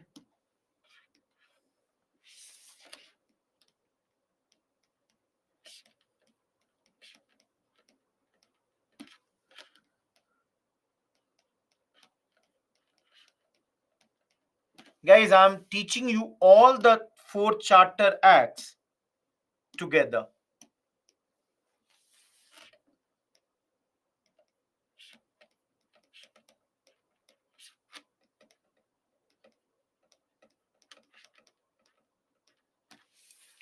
Everyone, have we ever studied any Charter Act before? All of you, have we studied any Charter Act before? These charters are very important. All of you, those who are saying no, please go back and look into the second class of ours. No, just go and look at the second class, last week's Tuesday class. Now I will refresh your memory. Queen Elizabeth had issued a charter in 1600 to East India Company to go and trade in the eastern part of the world. Later in 1609, King James issued another charter, and this time he said, rather for 15 years, this charter will be for an indefinite period. Everyone, do you remember that now? All of you, याद आ गया? भूलिए मत. Don't forget. So for every charter, let me give you some information. All of you. Guys, these charters are Act of Parliament of Great Britain. Please understand, this is true for all the charters. All of you. All these charters were issued to East India Company. And through this, it renewed the company's rule in India. We have studied these charters are saying, okay, you can keep on ruling India for some more time. How many time? 20 years. Everyone. Now, I'll give you some example of drain of wealth here. I can take another. Friday's class, please remember how drain of wealth is happening. Salary of the staff and paid members of board of control now is on EIC. Number 2, all the home government members, their salary came from Indian revenue. Number 3,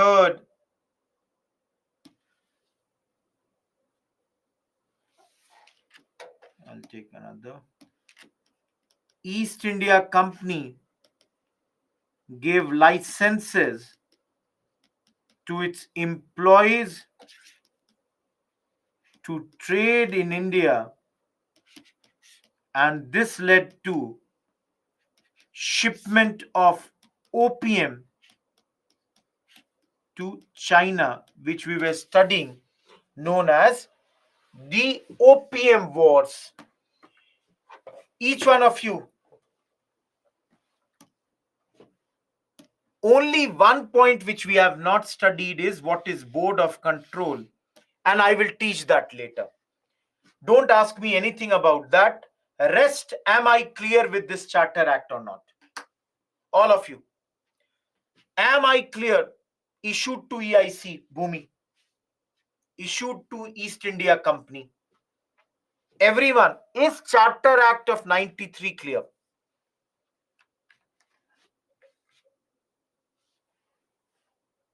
Satyam, opium trade. Palak, every charter was of 20 years. So Charter Act of 93 goes till 13. Home government, all the officers who are involved in India and working for them. Salary. Chituri, we did this on Friday's class only. Don't get repeating, the points here. Last point is we were talking about the opium wars. So the company's officers, they could take the opium from India and sell it in Britain in those days. sell in China in those days, and through that they would earn a lot of money. We will study that, Sanskar. We have not done that.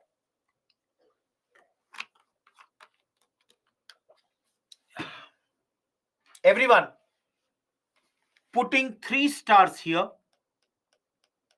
The most important charter, and already prelims question has come on this.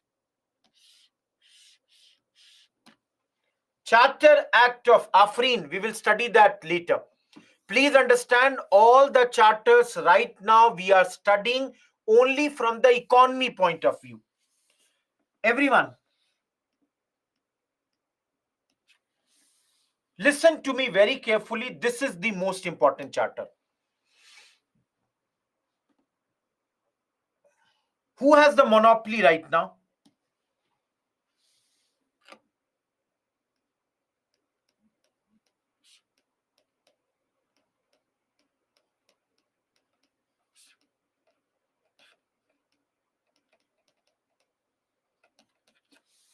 Everyone, listen. एकदम सुनना, बहुत ध्यान से सुनना. Everybody listen very carefully. Industrial revolution had happened. Guys, because of industrial revolution,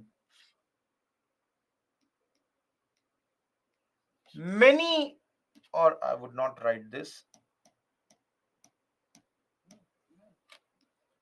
because of this, a new capitalist class had emerged in Britain. All of you, because of industrial revolution, a new class, my grandfather had established an industry in industrial revolution, made a lot of money. Now I'm very, very rich. Now, guys, this new businessmen, they started to question. They were like, why should only East India Company go to India?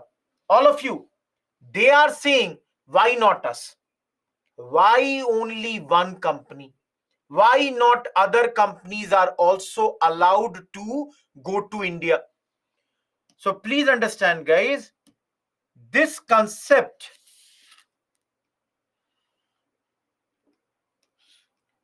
comes from the concept of laissez-faire.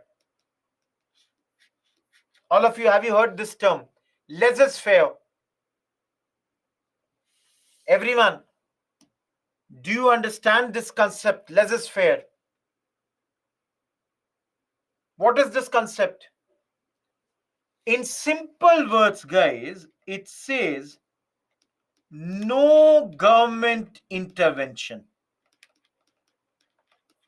That is, it is business. Let the business people handle this. Why are the government making the rules?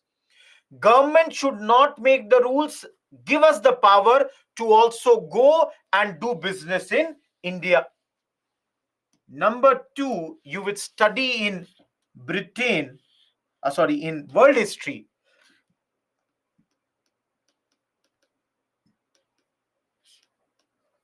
A continental system had been developed by Napoleon Bonaparte. And under this, all the European ports were closed to Britain. Guys, this point you will study in world history. Don't worry about that. You all know Napoleon Bonaparte is coming from your France, has enmity with Britain. So he was causing a lot of losses to the British businessmen in Europe in those days through his continental system. Now, all of you, don't you think if Rohit Kumar is a businessman doing business in Europe in those days and is having losses because of Napoleon, tell me, everyone, will I not demand the government allow me to go to India? so that I can also make some profit? Everyone, will I not demand? So because of these, Charter Act addressed these concerns. And the most important point in pink I'm going to write, this charter said companies' monopoly over Indian trade was terminated. They said now everybody can do business in India except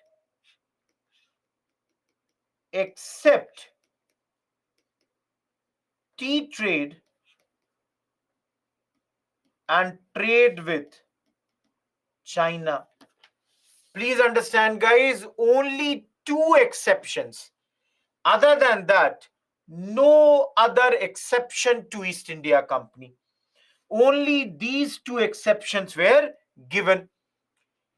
And very clearly, government also said that Crown is sovereign with regards to British India. With regards to British India, it is the crown, that is queen or the king, that is totally sovereign. Now, everyone, this thing,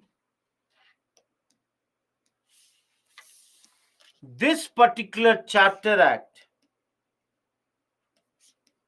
ended the company's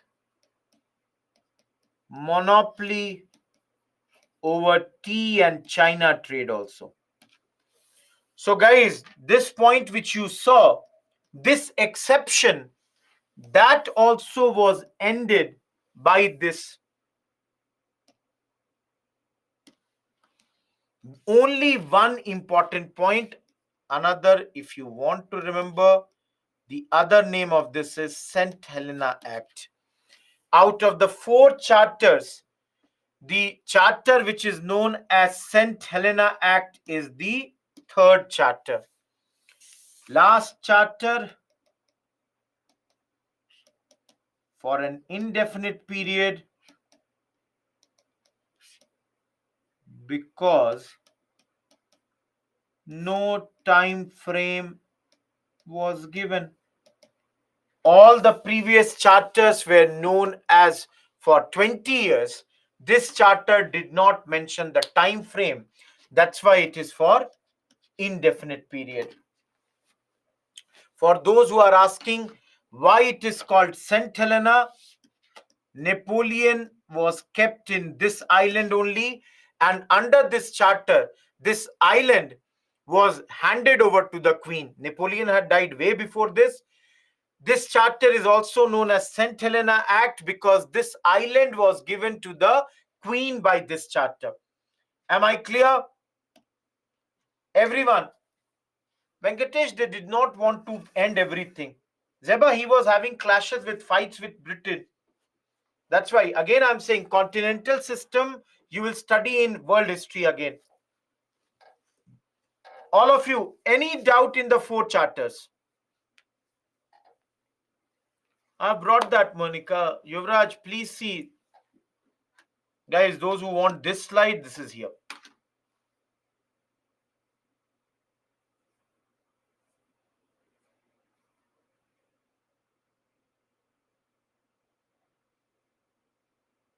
Satyam, please check and tell me.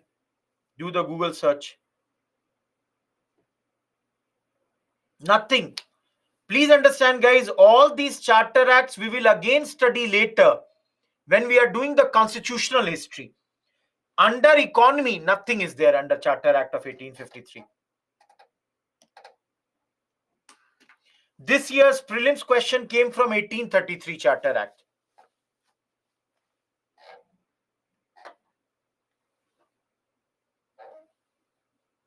Bishwajit means no government intervention. That government should not decide what is good, what is bad for business.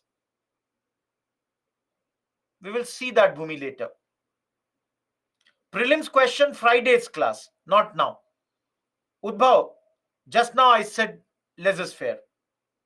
Those who are asking about the prelims question in Friday's class.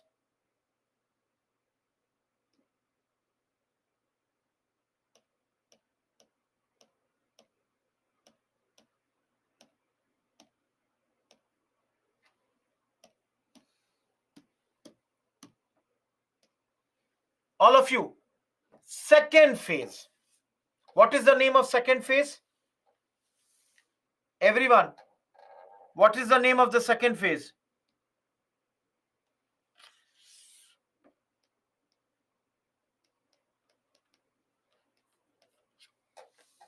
Now you all will tell me.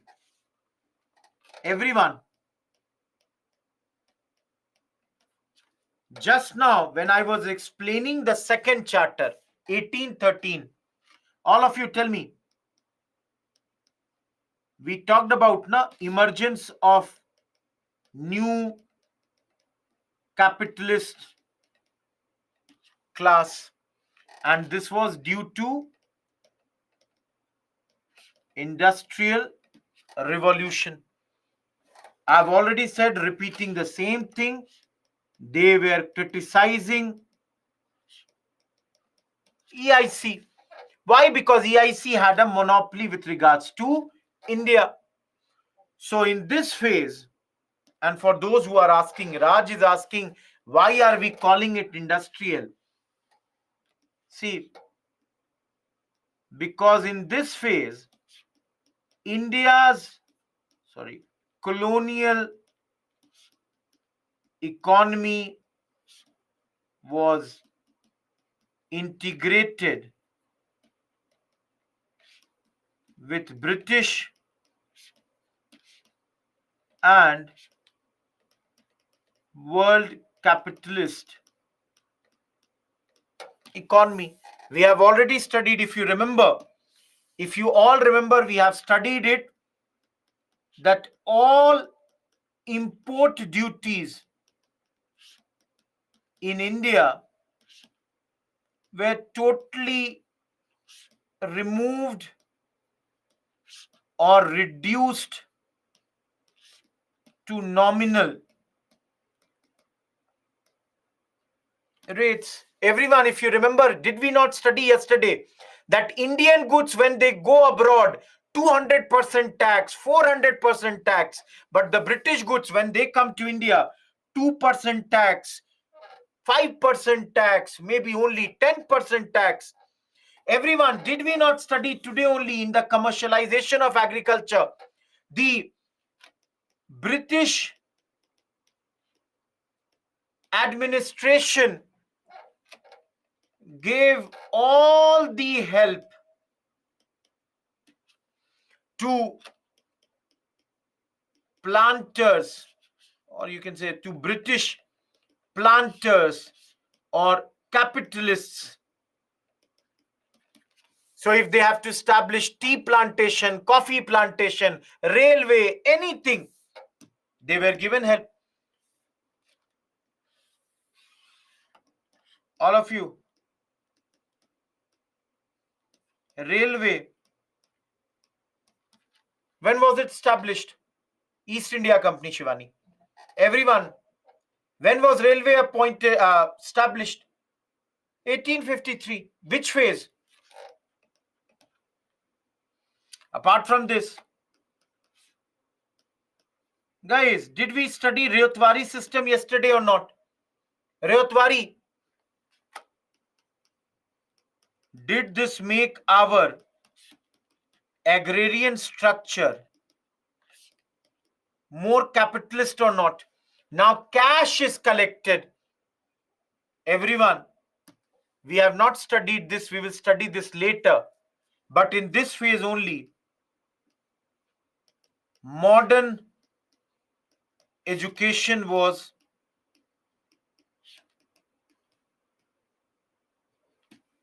also introduced. Everyone, why did the British introduce modern education in India? All of you, why did the British introduce modern education in India?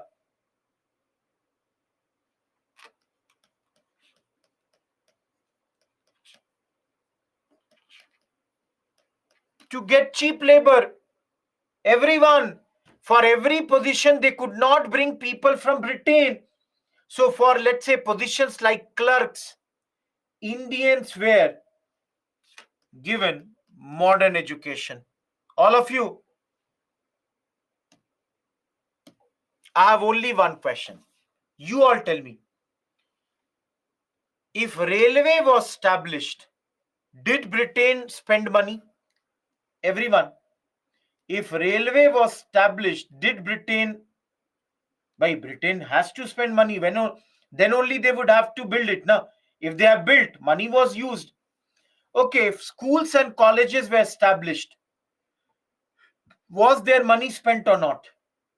If schools and colleges were established, okay.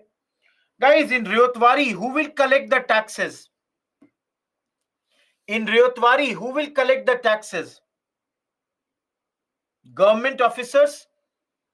Now, all of you, don't you think because of all this, Britain is spending money in India? Everyone, will you admit Britain is forced to spend money in India? Guys,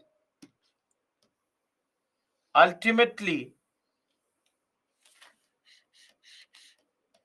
this money came by taxation and burden on peasants.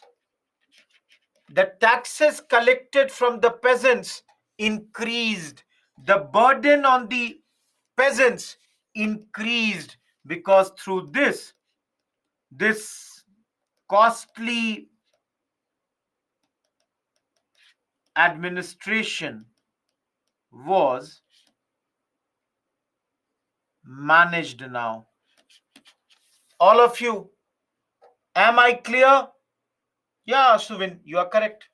Everyone, is industrial phase totally clear?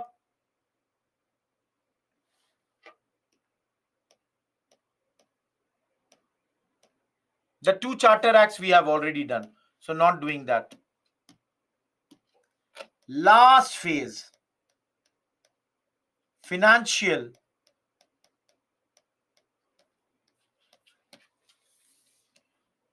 All of you,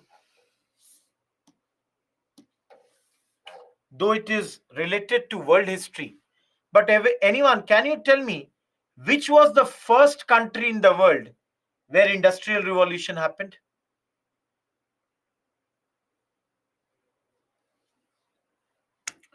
Anyone who is saying anything apart from Britain, you are wrong. The first country where industrial revolution happened was Britain. But now, everyone, Britain is being challenged by whom? USA, Japan, Russia, France, Belgium, and so many other European countries. Everyone, is this challenge clear?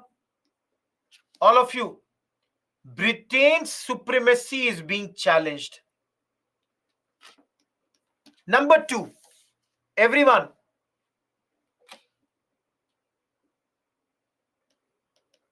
some scientific knowledge also happened here. All of you, what is the scientific knowledge?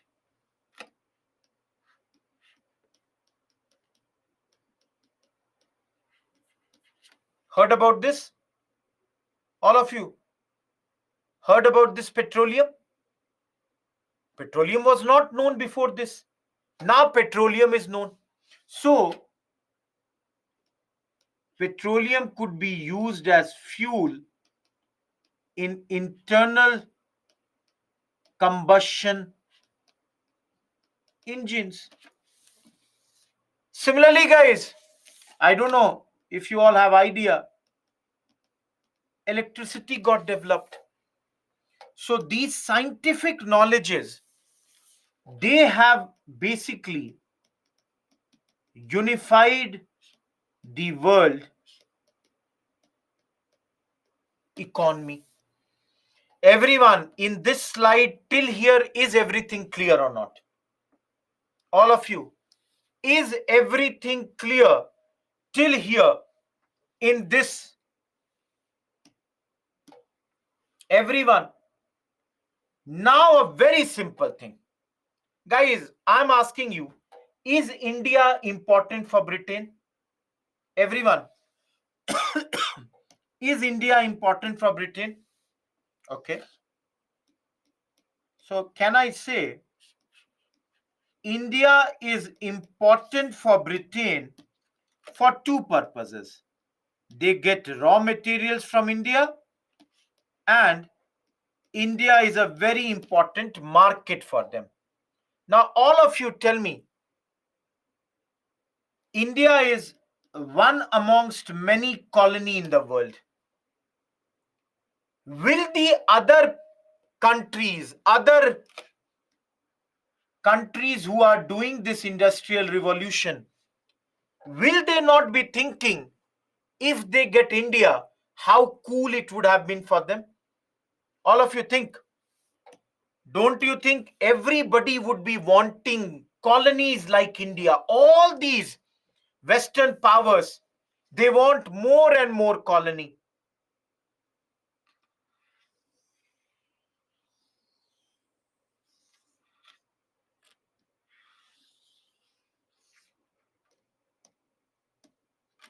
So, guys, Britain now wanted to consolidate its power, or rather control, I should use the word, its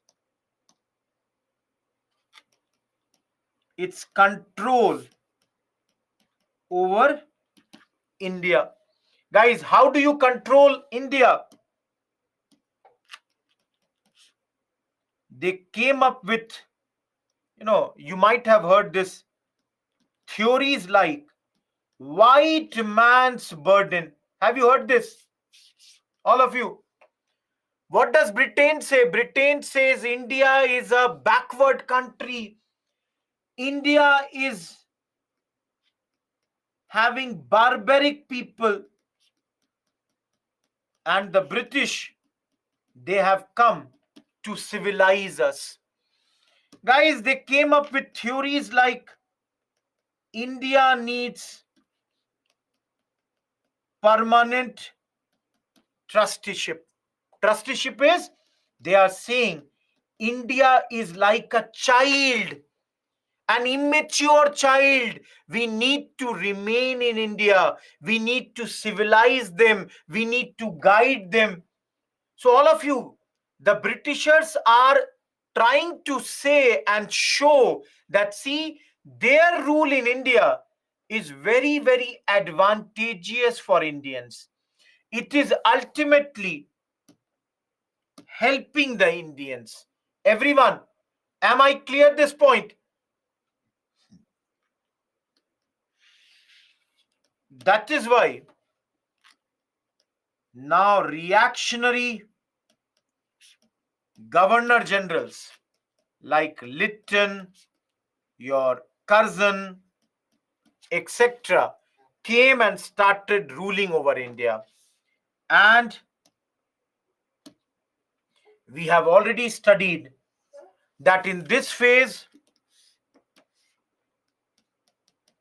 a lot of deindustrialization was done.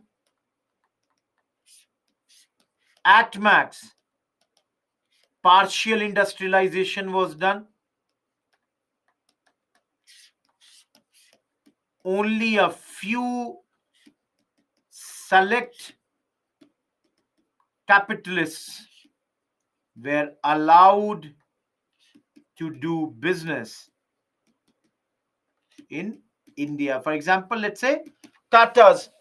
Rest, they never ever allowed us to do business in India. Everyone, done with the whole chapter of economic history of modern India. Took me almost 7 hours to complete this.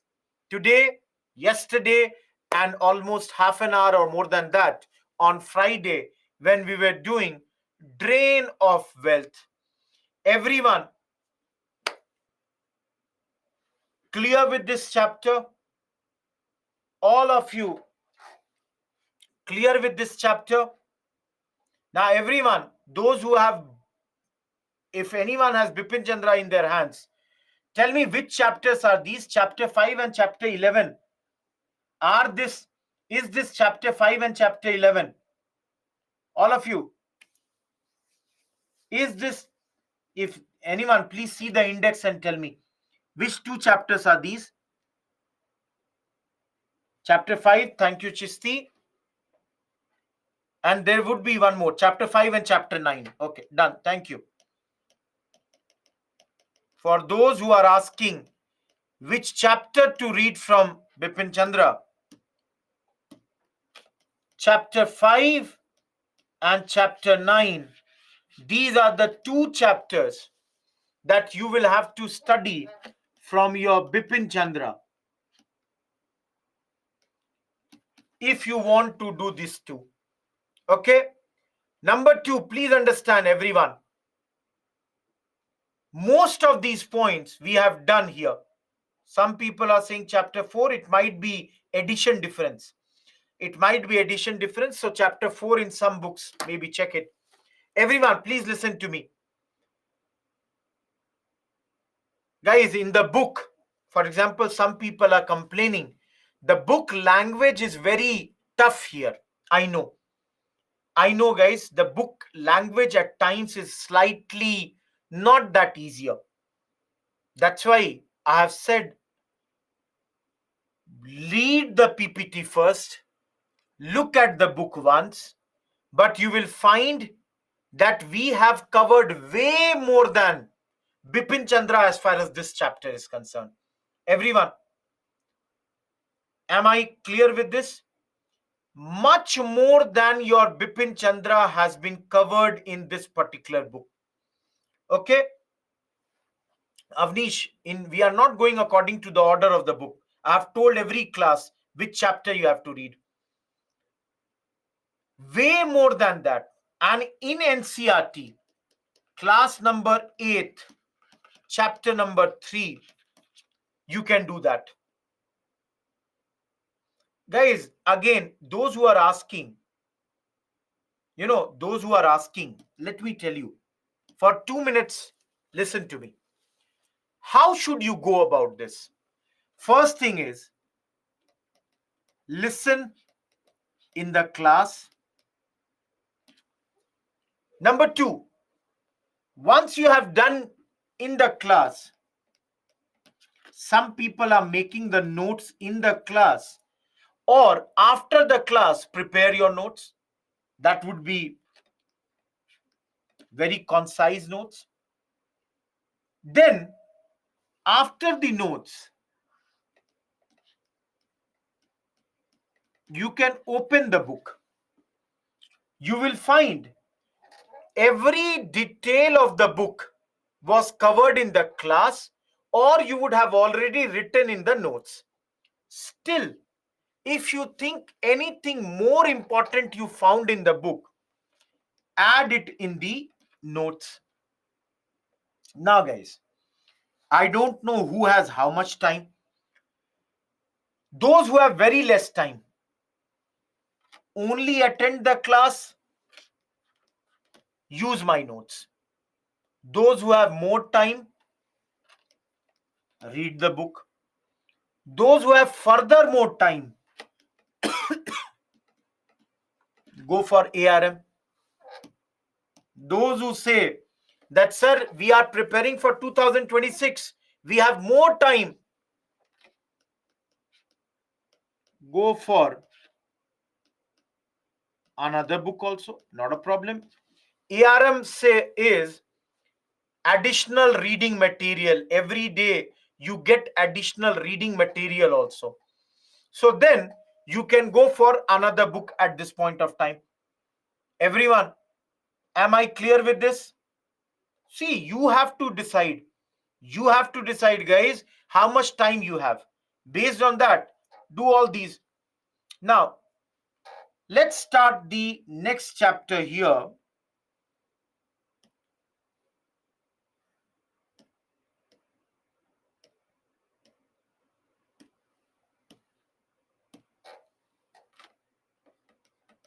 Very, very important chapter. Very important. Thank you, Arpita. I've shown in the first class only a lot of question in prelims has come from this area, and a lot of questions in mains also come from this area. Again, if you look in your NCRT, guys, which two chapters? I think chapter 6 and chapter 11. Tell me. Use my notes, Shivani. Everyone, which two chapters? Chapter 6 and chapter 11. All of you, chapter 6 and chapter 11 of your Bipin Chandra is this. Very lengthy. Very, very lengthy chapter. Today we are starting. Today is Tuesday. We will do it on Tuesday, on Wednesday, and till Friday. We are going to do this. Now, this chapter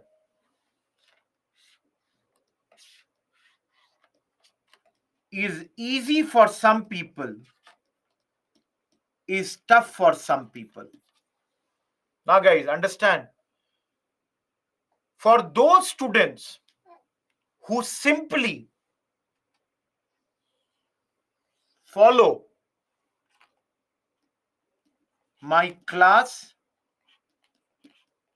plus notes and maximum a book, whichever book you are saying, and that also I'll tell you the exact page numbers. For them, it will be easy. For those who will try to do a PhD, it will be very tough. Because every man, I'll tell you what PhD is, I'll tell you. For example, tomorrow I will start Raja Ram Mohan Roy. Now, some people, they will start asking me that, sir, what was the name of mother of Raja Ram Mohan Roy? Sir, what was the name of wife of Raja Ram Mohan Roy? Sir, how many sons and daughters Raja Ram Mohan Roy had? Guys, I'm not worried about these. And simply, frankly speaking, I don't know all these details. Some people will ask, sir, what was the birth date of Raja Ram Mohan Roy? Where was he born? Leave this unnecessary details. Don't go into that. Focus on what I am telling you. That will be more than sufficient. Am I clear? Everyone? Yes, Shreyan. Okay. Now coming to this part. Tomorrow there is no holiday. I think there is a holiday day after tomorrow. Thursday would be a holiday. Tomorrow there is no holiday. Uni, open the NCRT's index. Open the index of the NCRT. You cannot have 2 days holiday. Janmashtami is day after tomorrow, I think. So that would be a holiday. All of you, 8th class, Uni. Do you understand these 6 points?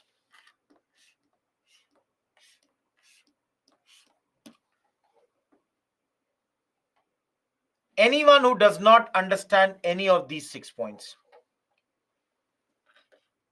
These are the issues faced by women in 19th and to a certain extent even 20th century. Okay, many people are asking about this Some people are asking about this. Okay, all of you, see here.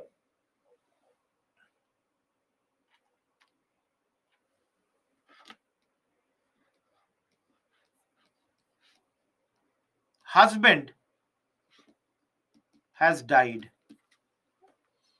Now, many ladies in the upper societies mainly, and specifically in Bengal, but then in other areas also it used to happen. After the death of the husband, wife would jump in the funeral pyre and die. All of you, please see this image. You all can see here the wife is about to jump in the funeral pyre of her husband. As you all can see, this is an occasion where people are playing musical instruments. All of you, this is known as sati. Everyone, sati is clear? For those who are asking why the woman does sati, she does it to show that she is a pure and virtuous woman who wants to be in a conjugal relationship even after the death of her husband. Guys, this is to show that, see, she's a very good lady, pure lady, and she wants to stay, you know, with her husband even after the death of her husband. Please understand, this sati, to it only, many people they get confused. There is something called Johar. In medieval times, no, sati happened before that also, Rahul. In medieval times, when the invaders would attack, the Rajput ladies, in order to protect their honor, they would commit mass suicides in order to protect their honor. So there is a difference in sati and Johar. Am I clear, everyone? Johar, Gayatri, I said now. Now, all of you, let's say the husband has died, and all of you, see here, wife does not commit sati. See, I'm telling you, I don't look at historical movies. If the husband has died and the wife does not commit sati, all of you, she will become what? Widow. Now, if you all have the idea, the condition of widows in India was very, very poor. How? They had to, first of all, live everything that gives her happiness. For example,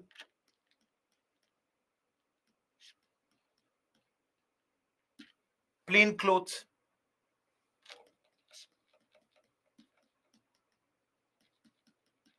no jewelry.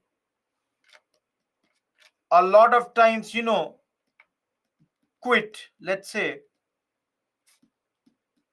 non-veg food, live outside the homes. Separate homes would be there for them. if young widow, then she won't be allowed to participate in auspicious functions. And for all the girls who are in the class, you all know that the hair is a very, very beautiful and very important element in the beauty of the girls. So their head would be shaved, they would be asked to become bald, and later keep short hair. Everyone, am I clear? Thank you, Parul. All of you, am I clear with this last 3 points? Sati, condition of widow, tonsure. Okay, now come to the first 3 points. And let's begin with this one. Gender inequality. Today we talk about the third gender also. In those days, we are talking about two genders only. In everything, men would have preference over women. Everyone, can I say this? All of you, can I say this? Men, for example, property rights. Women had no property rights. Men had.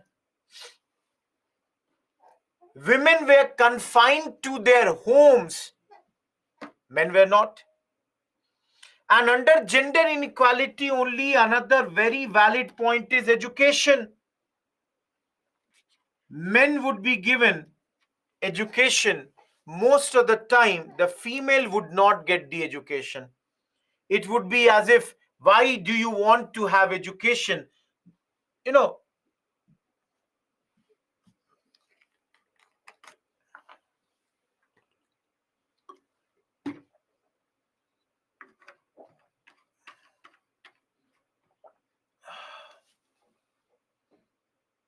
am I clear? Thank you, Anil.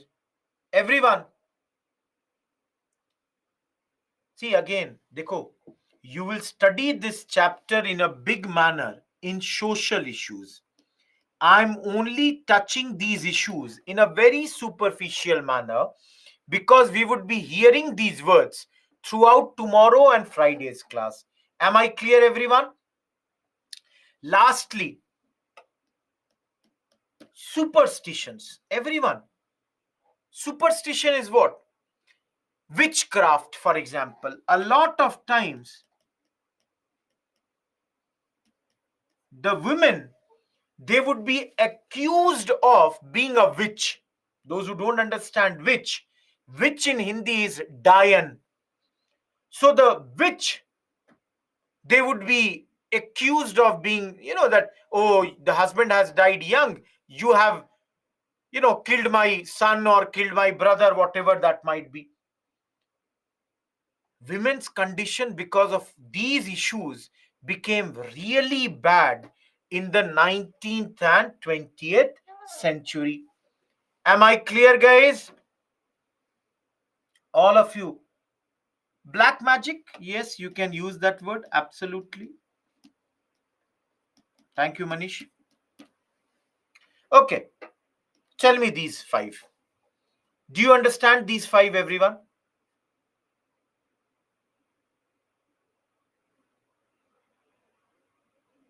Everyone, do you understand this? Dipti, it is parda. Parda, for example, in Muslims, for example, you see, the hijab is there. Similarly, in Hindus, ghungat is there. So a lot of these, you know, times this dressing was a forced thing. See, if you are asking me my opinion, guys, my opinion here is very simple. What a girl wants to wear, is her prerogative. Nobody else should dictate it to her that what she should wear and what she should not wear. So, if you are asking my opinion, this is mine. But then a lot of times they are forced to have that veil, both in the Hindu as well as the Muslim societies. You would see parda. Similarly, guys, polygamy. Please understand, polygamy is a gender neutral word.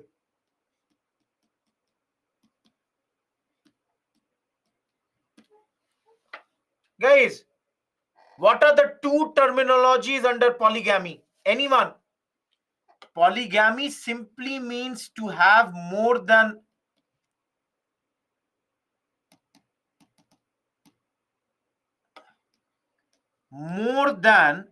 one partner. If any lady or the man has more than one wife or husband, it is this. And further, polygamy and polyandry. Everyone, monogamy means only one partner, single partner. Polygamy means more than one partner. Everyone, what is polygamy and what is polyandry?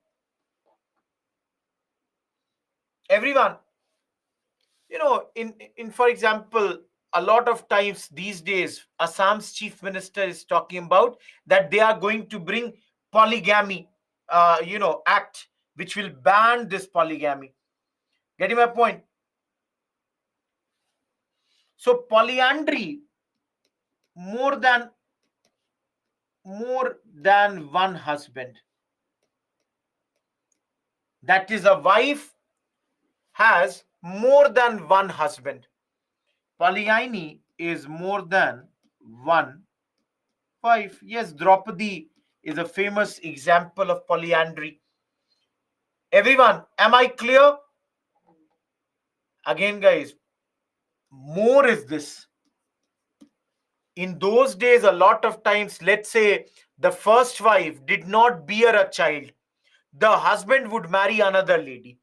Similarly, let's say in tribal practices also, in Islam also, it is there. A lot of times, if you see, that's why the laws are being talked about that we will ban polygamy. Everyone, am I clear with this? All of you? These two are clear? Okay, come to child marriage. Hopefully, everybody understands. 4-year girl married to 6-year boy. Sometimes 4-year girl married to 14-year boy. Sometimes 4-year girl married to 24-year boy. Anything can happen. Very young ages, the children would be married in those days. Even now, even though it is banned, you would get the instances of child marriages, and this is totally prohibited today. And most of the child marriages today, they are happening in the lower strata of society, where the people are doing it in order to protect the honor of their girl child. So a lot of these child marriages would be done today. Female infanticide, girl child would be killed at the time of birth only.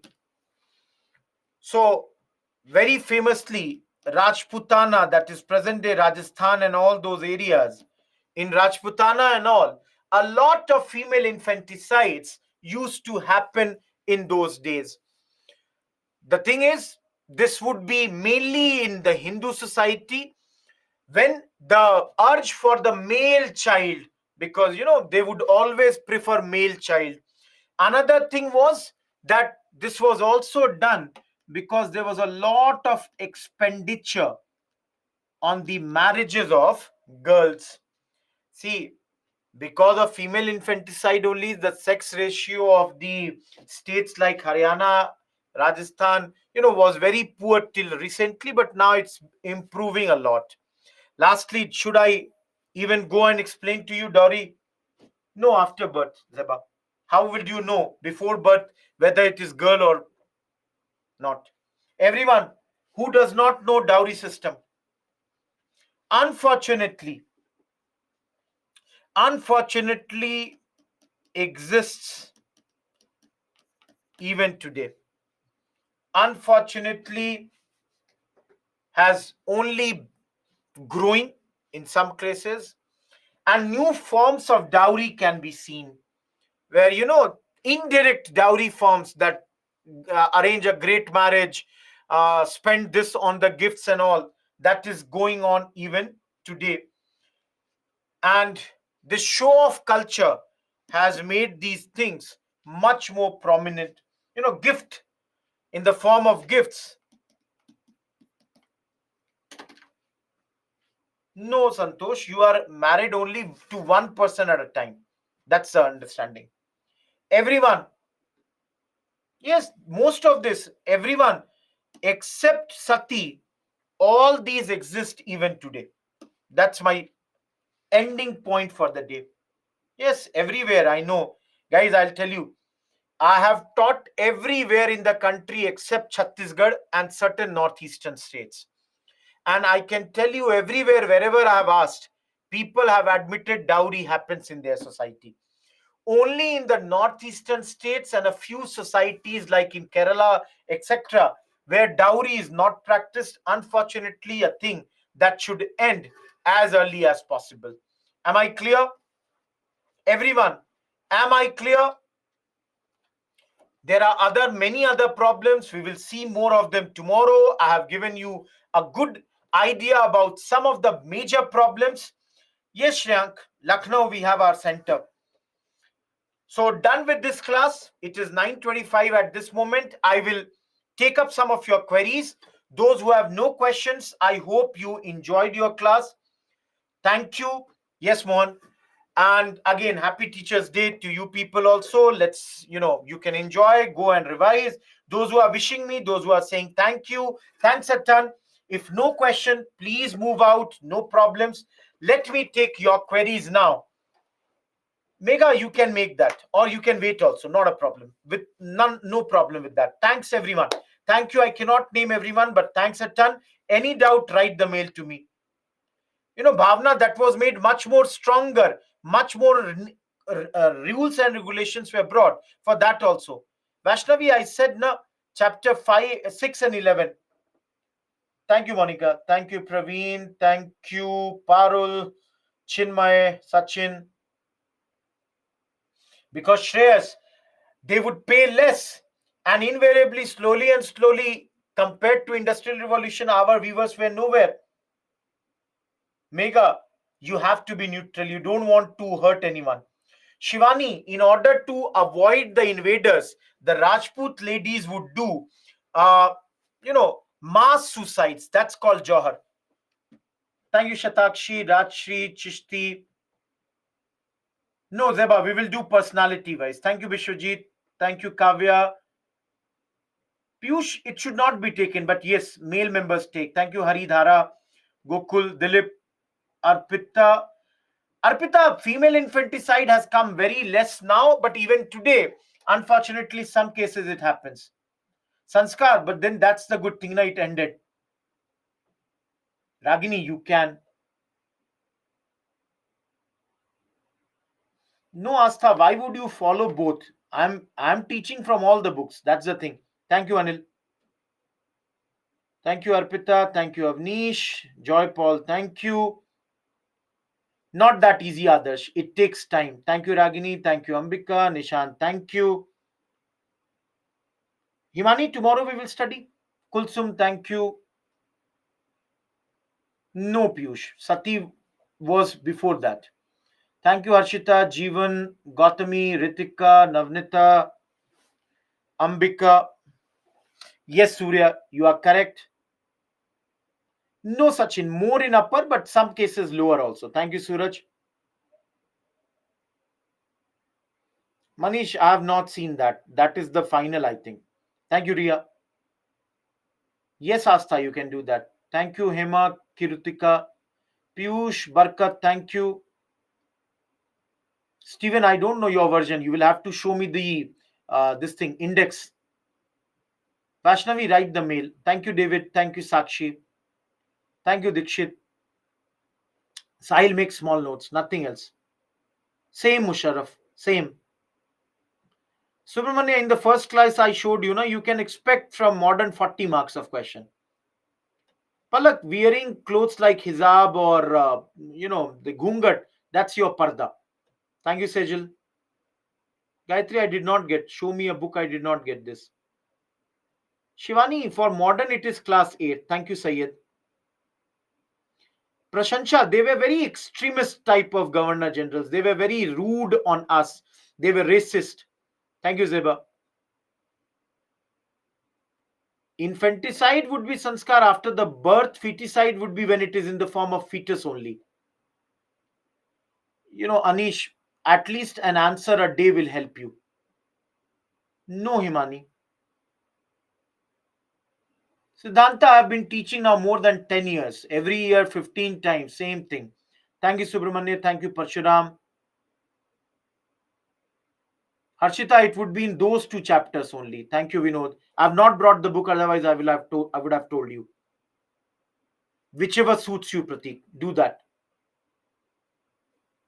Stephen, then that's the book, now. That's the same book. Nitish, thank you. Arpita, if you want, you can do it. Shyam, which chapter? The three stages of capitalism. Thank you, Vaishnavi. Thank you, Shambhavi. You please ask. Shivani, yes, you can do that. Thank you, Anish. Thank you, Zeba. Sachin, I don't think so. I'm not sure. Thank you, Prashansha. Himani, it depends. Shekhar Bandyopadhyay, you can take that. Tell me, Shivani. On my mail, Palak. No, Rikita, do that in the weekend batch. Shambhavi, that's the unfortunate stage. Sham, it's a very small topic. Do it again. Listen once, you will find that easy. Thank you, Siddhanta.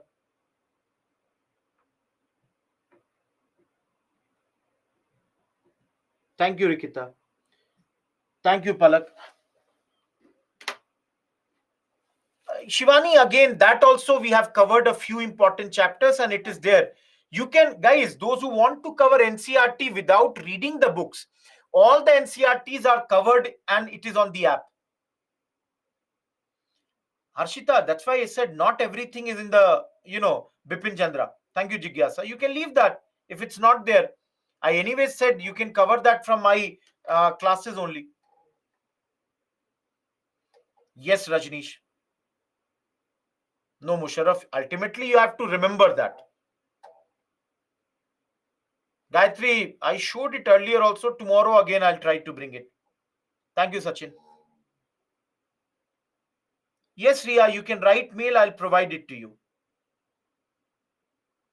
See, if you're not getting the NCRTs, write the mail. I'll send you the link. Thank you, Jigyasa. Goodbye, Rikita. Thank you, Harshita. Thank you, Imani. Any last minute, any query? Because I don't have any pending queries. I don't know if anyone is still in the class or not. Anyone? If you are in the class, ask me your query. Otherwise, we are done with this. Thank you, Arpita. Goodbye. I don't think there is anyone in the class now. Thank you, Manish.